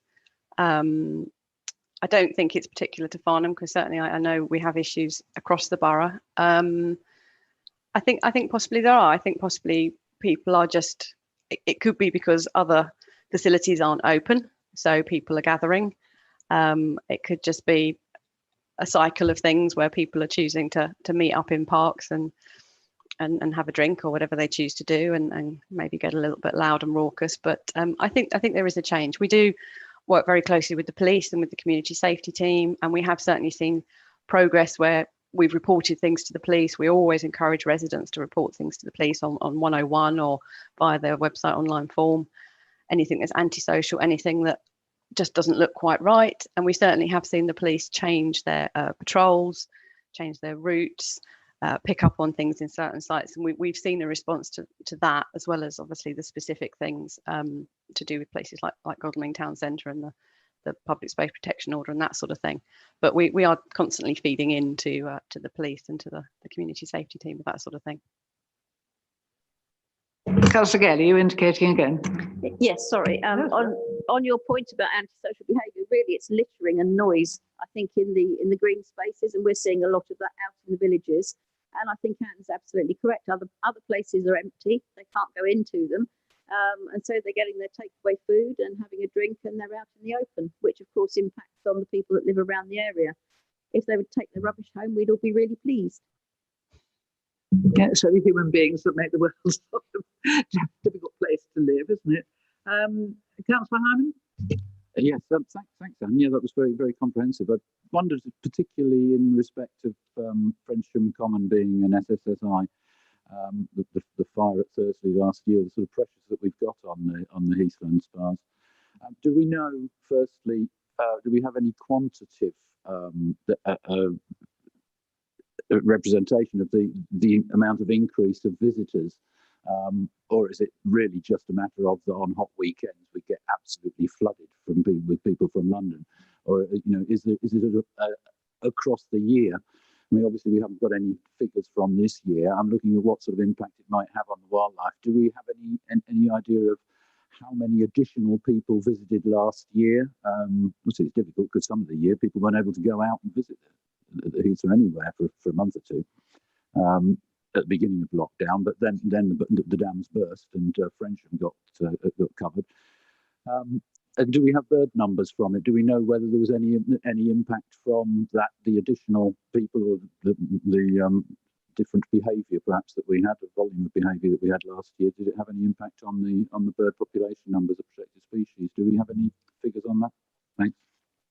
Do we have any figures on the people and the effect on the wildlife? I believe there are vehicle counters, I think, at Frensham in the car park, which would pick up the quantity of vehicles going in and out. And certainly, I think I can ask Darren the Ranger if he can provide that information. He should be able to access it and give a figure on a month-by-month basis, comparable across the year or 18 months. And I believe they undertake bird surveys. I think that's probably a combination of the rangers and some volunteers. So it would be possible to have a look and see the effects. It could be something that we won't really see the effects until we've got through to the end of this year, just based on whether there are returning bird species coming back to site and that sort of thing. But I can certainly ask him, and we can feed that information back. That would be very helpful for all of us, I think. Right, can we thank Anne and let her go back to I was going to say back to her home. She's in her home anyway. Go and have a much needed cup of tea. Thank you very much indeed for sitting through the whole meeting and waiting. And that was really interesting. I thought it was, a very good update. And it certainly gave us the whole picture of what you've all been doing during this time. And we do thank you and the team, and look forward to working with the seasonal rangers that you say have been appointed. So we'll all meet them in due course. Thank you very much indeed. It was really good. Which brings us to item 10, and we were going to have both portfolio holders, but only one. I'm sure it's the quality one that's turned up. we haven't got the quantity. So thank you very much, Councillor Williams, for coming. And in fact, it follows on very nicely from the green spaces, because what I really wanted to not grill you about, but just ask you about was your next 2 years from the point less of climate change as just one issue and carbon neutrality, but biodiversity. And I did give you a little heads up when we met earlier on as we were coming in together. And it follows on really from that question. So please feel free to do your introduction on whatever you like, but I would then like to sort of drill down a little bit into your plans for increasing biodiversity in the borough. Thanks very much. Yeah, and I'd be very happy to sort of pick up on any of those issues because I think they're very important, Madam Chair. But obviously, that's that's directly the responsibility of Liz Townsend as portfolio holder for green spaces. But as I think, as per our conversation earlier on this evening, biodiversity is absolutely key. What we are facing is not just a climate emergency, but a climate and ecological emergency. And I think one of the things that obviously I do believe that this committee has a role in discussing is as we push ahead with our biodiversity policy, implementing our pesticides policy aimed at the elimination of chemical pesticides in Waverley within a 3-year period. And as we operate a rewilding policy, including our No Mow May, which has proven very, very popular, I think there's a very, very strong focus as we look forward over the coming years to tackling the ecological emergency and promoting biodiversity. So I'd be very happy to sort of pick up any questions and issues on that. Obviously, we are in this business to make a difference, and certainly in the position where we've got 75% of our councils in this country having declared a climate emergency as we sort of go into the G7 meeting from the 11th to the 13th of June this year in Cornwall. I think it is never more important that we need to be getting that message through to world leaders that this is a critical issue, that climate change is an absolutely key issue, and never has it been more important that we think globally and act locally. So far as the priorities over the coming 2 years are concerned, as we're aware in our carbon neutrality action plan, we've got a vision around 7 carbon neutrality priorities: organisational emissions, active travel and air quality, energy generation, built environment, including housing and planning, waste and resources, land use and adaptation, and supporting and actually building a green economy locally. And if we look at in the climate emergency, in the carbon neutrality action plan, those actions which are referred to as the short-term actions, they cover for us the key actions up to 2023 on which we require support, encouragement, effort, and of course, overview and scrutiny. And those actions will include elements, particularly, I'll pick out 3 of them because I think, you know, this is these are 3 key areas if we are drastically to reduce our carbon footprint. One is energy conservation and the generation of green energy to supply the council's building, which will serve radically to reduce our carbon footprint, and we are beginning to investigate feasibility on solar farms under that heading within the borough. Secondly, transport and air quality to enable sort of support, facilitate the modal shift in transport from private carbon-rich vehicles to public transport, zero carbon, sustainable transport and active travel, particularly across our main centres of population, with a view to connecting them up with active travel routes over the next decade. So that's I think a key area. And thirdly, moving on a trajectory to zero waste, taking account of and helping to shape the national waste strategy is something which we are currently engaged in. And clearly we will need to see the shape of the national waste strategy in order to be able to see what we can actually do and achieve as a council, because clearly there may be potentially radical changes in the way we go about our business with regard to waste at a national level. And we are limited in terms of what we can do because we are the waste collection authority and not the waste disposal authority. But over the next couple of years, we will be taking steps to dramatically seek to reduce our domestic residual waste. We've just introduced a bins policy, and we will be broadening that out. We need to be taking action, as we've discussed earlier, to improve environmental enforcement and also take action to eliminate single-use plastics.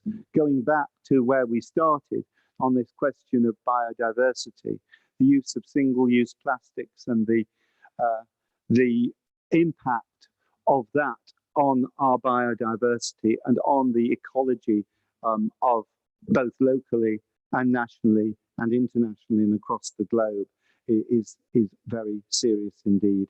And we also need to be working in terms of working in partnership with our town and parish councils on actually tackling the climate emergency. We've not engaged in as much of that as I think we might have done to date because of the pandemic. But I know that there are a lot of our town and parish councils who desperately want to work in partnership with us in order to reduce their carbon footprint too. So I hope that just gives a little bit of a flavour of where we are currently thinking, and I'd be very happy to answer any questions that members wish to raise. No, thank you for that. As I say, as I said earlier, one of the reasons that I wanted to speak to both portfolio holders was having looked at the beginning of the agenda to see, what you are responsible for. And, it was the sort of protecting the environment bit was the bit of your portfolio that I felt we hadn't really sort of probed at all. We had a biodiversity action plan, which was meant to be coming months ago, if not years, which is now scheduled for January 2022. We haven't had anything on sort of trees. And what worries me a little bit is that, we end up with a very carbon neutral area and not a bird singing or a blade of grass growing, and this is the bit that worries me because the two need to go together. I can't see how you can have one without the other. And I don't see a great deal of movement on, things like the Biodiversity Action Plan, which I think is absolutely, essential, as essential as some of the other things. And so I just wondered if you could tell me why is that stalled so much? And, you say working with other people, and obviously Farnham's done its Biodiversity Action Plan. So, your biggest one's almost done. But, it would be good to get something to say that we are looking after the green environment as well as looking after and improving, obviously, the built environment and transport. So could you just bring in a bit more on ecology and biodiversity? And I just read today somewhere that the Environment Bill, they're going to bring in the biodiversity net gain by 2030. So, it is moving in that direction. So I just wondered what Waverley is going to do. Yeah, and obviously our officers are moving very much in that direction.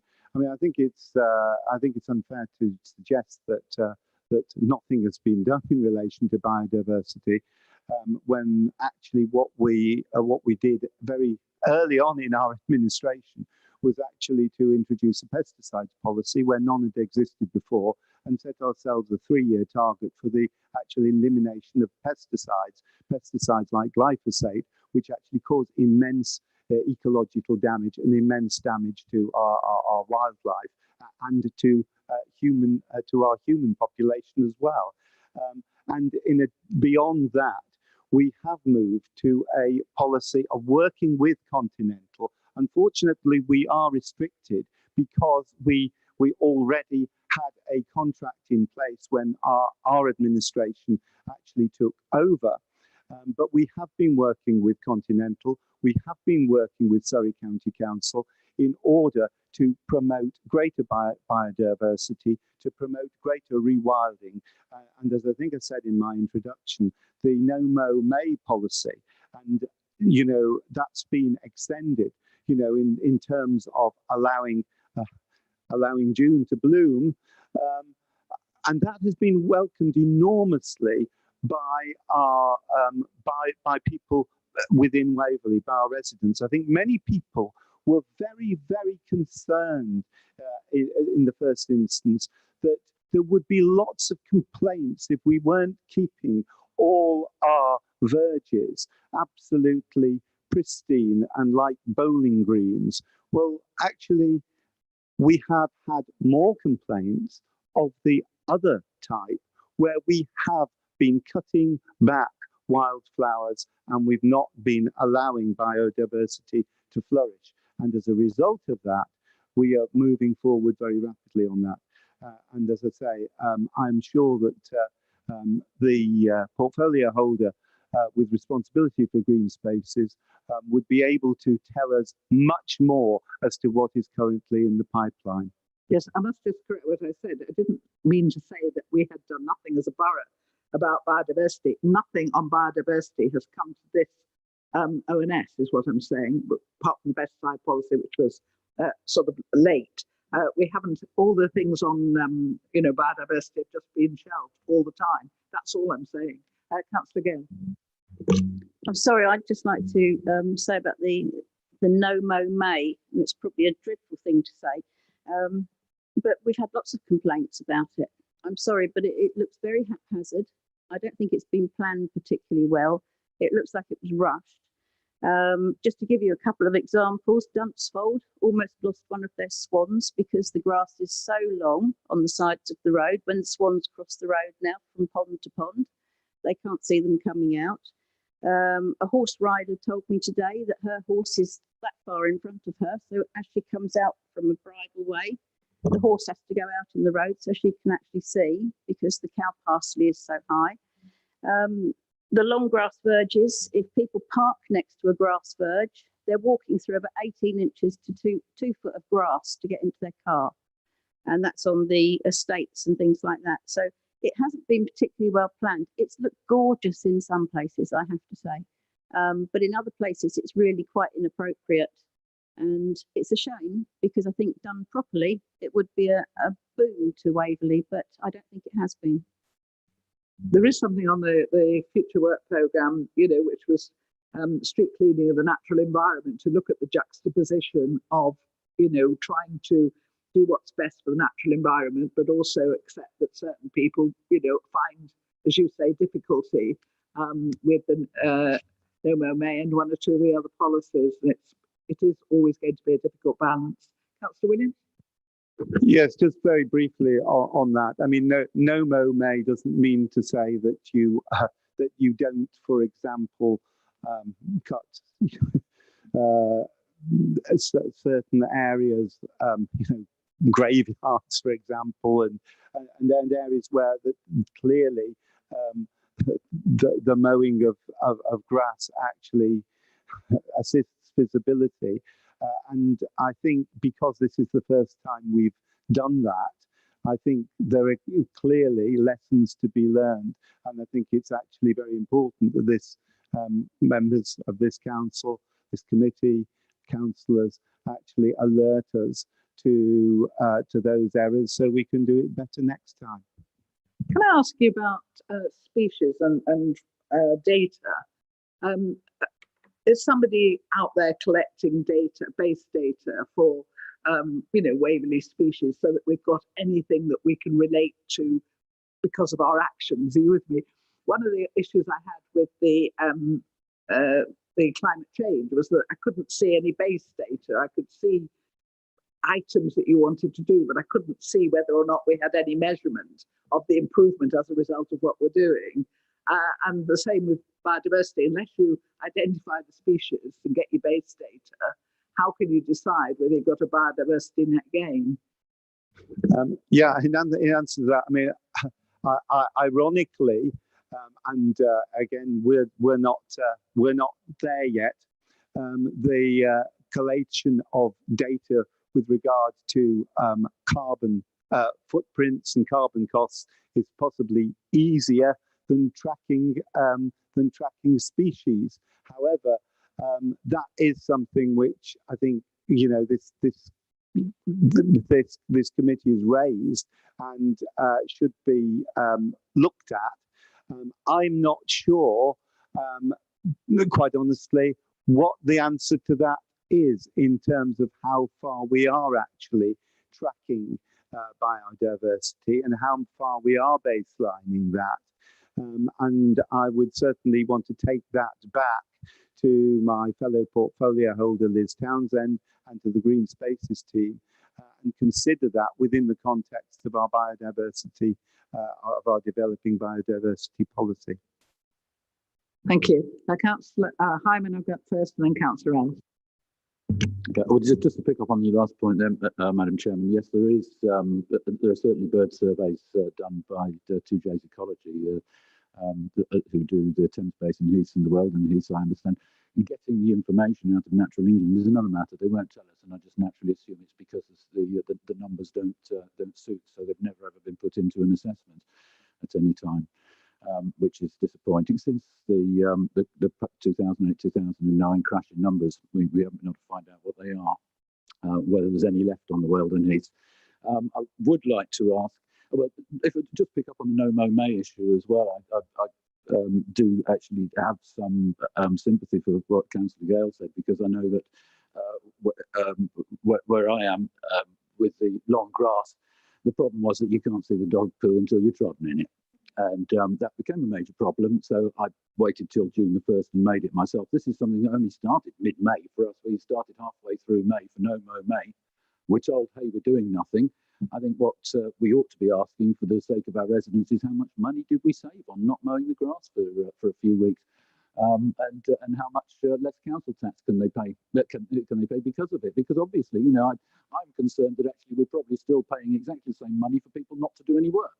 And that would be a concern if that were the case. Also, there didn't seem to be a lot of forethought. There was certainly no consultation before we went into it. I think we all want greater biodiversity. We all want fields looking lovely. But there are practical issues, and you know, simply deciding we're not going to cut any of the communal grass areas and that sort of thing. All that grew in a fortnight was weeds and dog poo, it seems. And you know, we've got to stop jumping into things and not thinking about it first. Yes, can you sort of tie up, because we have covered that a bit, Councillor Williams? Well, yes, I mean, biodiversity, as you mentioned, Madam Chairman, is at the core of this.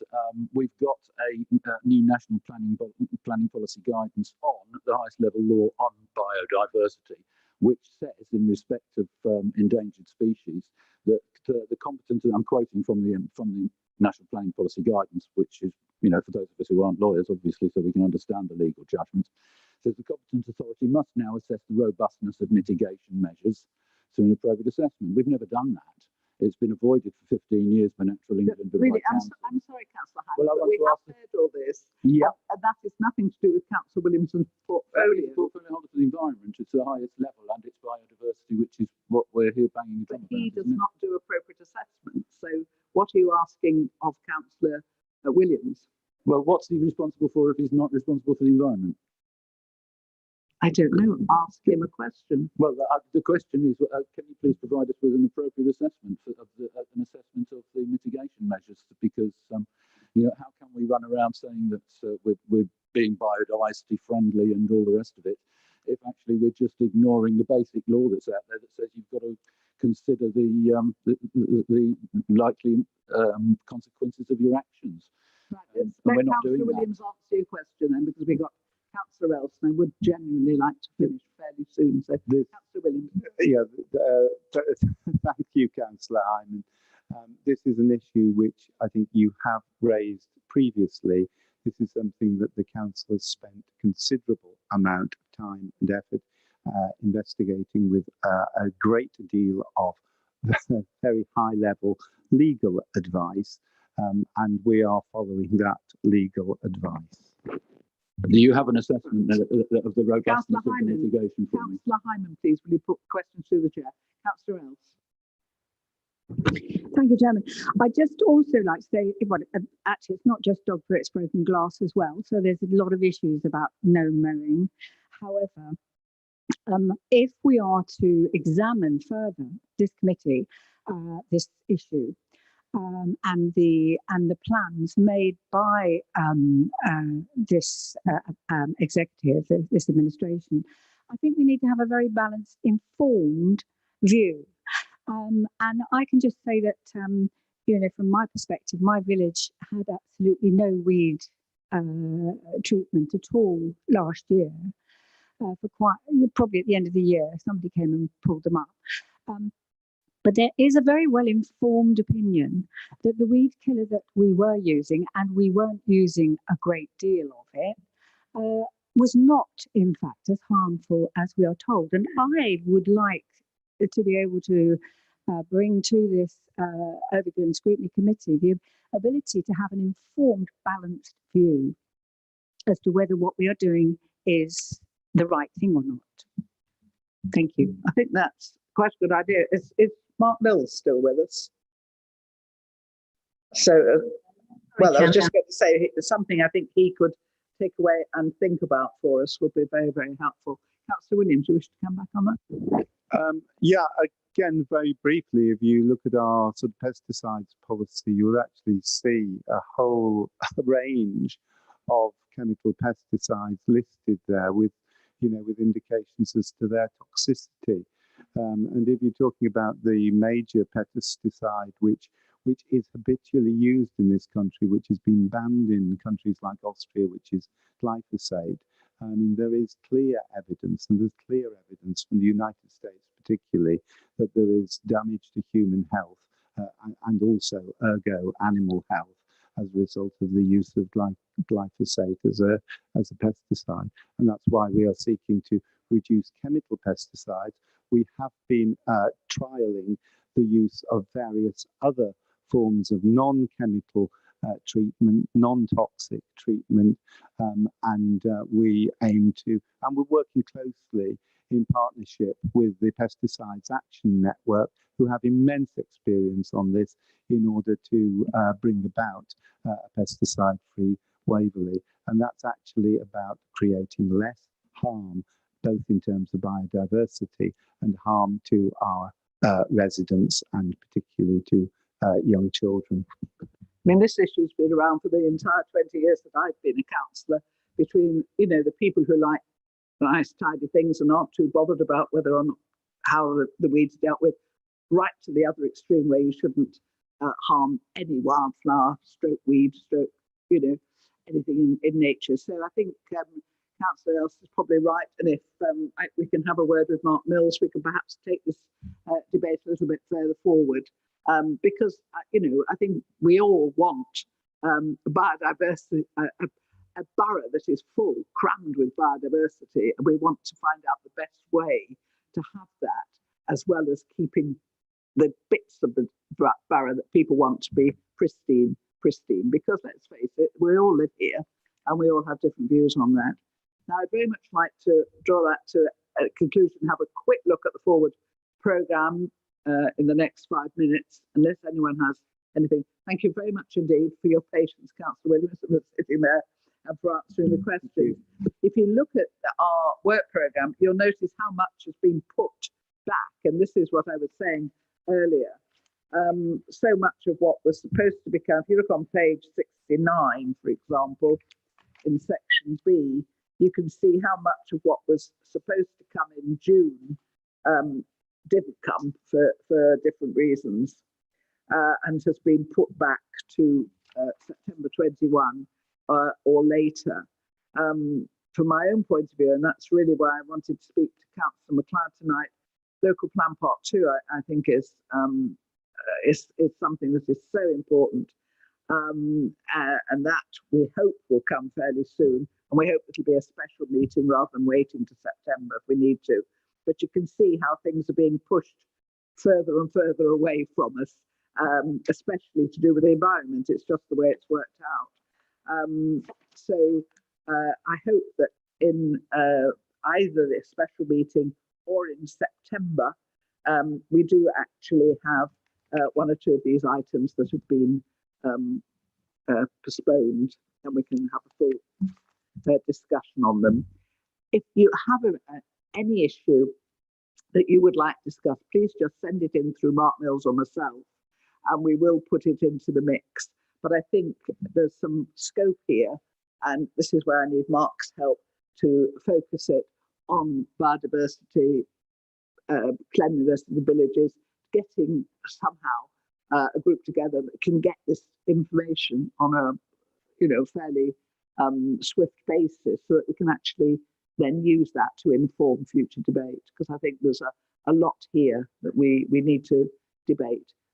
Does anybody else have a burning issue on the committee programme? Or yes, Councillor Else. Thank you, Chairman. I do have a burning issue. I have two burning issues here. In our work programme tonight, June 2021, one of the things was to scrutinise the local planning enforcement plan. Now, we haven't really had the opportunity to do that because it's been pointed out by a head of service that he's not at all sure that enforcement is a priority. Sorry, I must just stop you there, because that's not the reason. I mean, he said it just wasn't ready to come in June. So, well, yes, but what I'm worried about, if I may say, one of the other things that we should have done is consider a report of the KPIs. I don't feel we've drilled down enough into these subjects. And what I'm worried about, Chairman, is that these subjects, they don't come up again in the forward programme. I don't want to lose them, because I really do feel that we should be scrutinising them in depth and really drilling down as to what's happening in our planning department. Councillor Else, when we had our chairman's meeting, well, before that, when we had our board meeting, these things were all scheduled to come in June.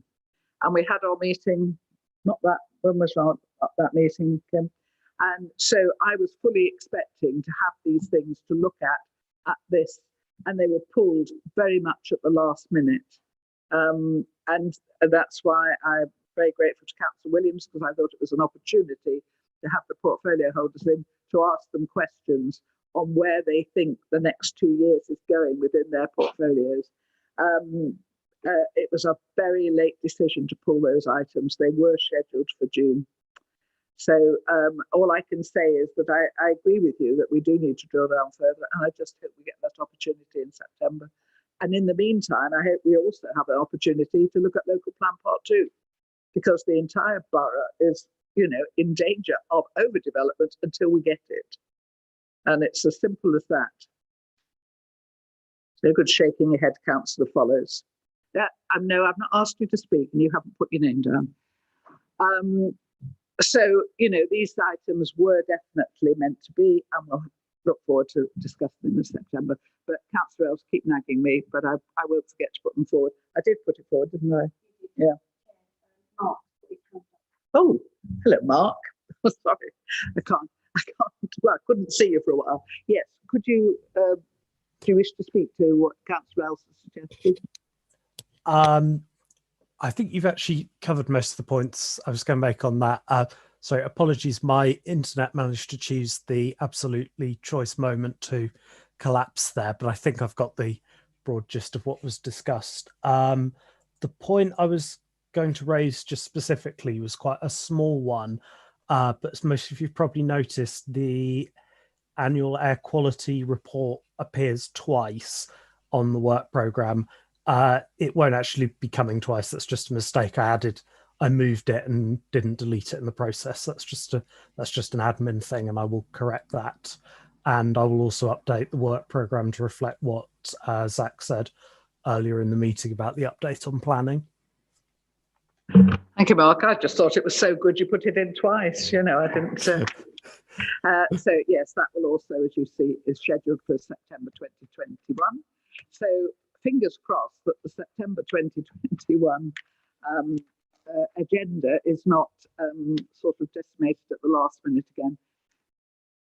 Councillor Hyman, very quick, please. I see we've got it twice on the agenda supposedly, but when the previous chairman brought air quality onto the agenda, it then got taken by the executive into their own hands to have an air quality steering group and a Farnham air quality working group as well. I understand that those have now stopped because there is a Farnham board looking after it. Now, we as a council have responsibilities in terms of having an air quality action plan and reporting our data and getting the Highways Authority to take actions to meet the legal limitations on nitrogen oxide, dioxide and whatever. But at the moment, we have got a vacuum because if we don't have anybody looking at air quality issues all the time, then it really is just down to whatever Surrey can do what they want. I think it should be put back on the agenda, as I know it's it's on the agenda. but we really need to be able to chase this permanently. I know that you care about this as much as I do. You've got the same sort of views on Farnham's issues there, Madam Chairman. So, can we make sure that it is there so that things can be addressed? That's how we got the fraud out in the open a few years ago. And no, I mean, it is on the agenda, and I would do everything in my power to keep it on the agenda. But if somebody pulls it 2 days or so before the meeting, it's very difficult. But, it is on the agenda, and I sincerely hope we discuss it. Does anybody else wish to raise any matter? I thank you all for your patience. Not quite the same as sitting around the table in committee room 1, is it? But better than a Zoom, so we're making progress. But thank you all very much indeed.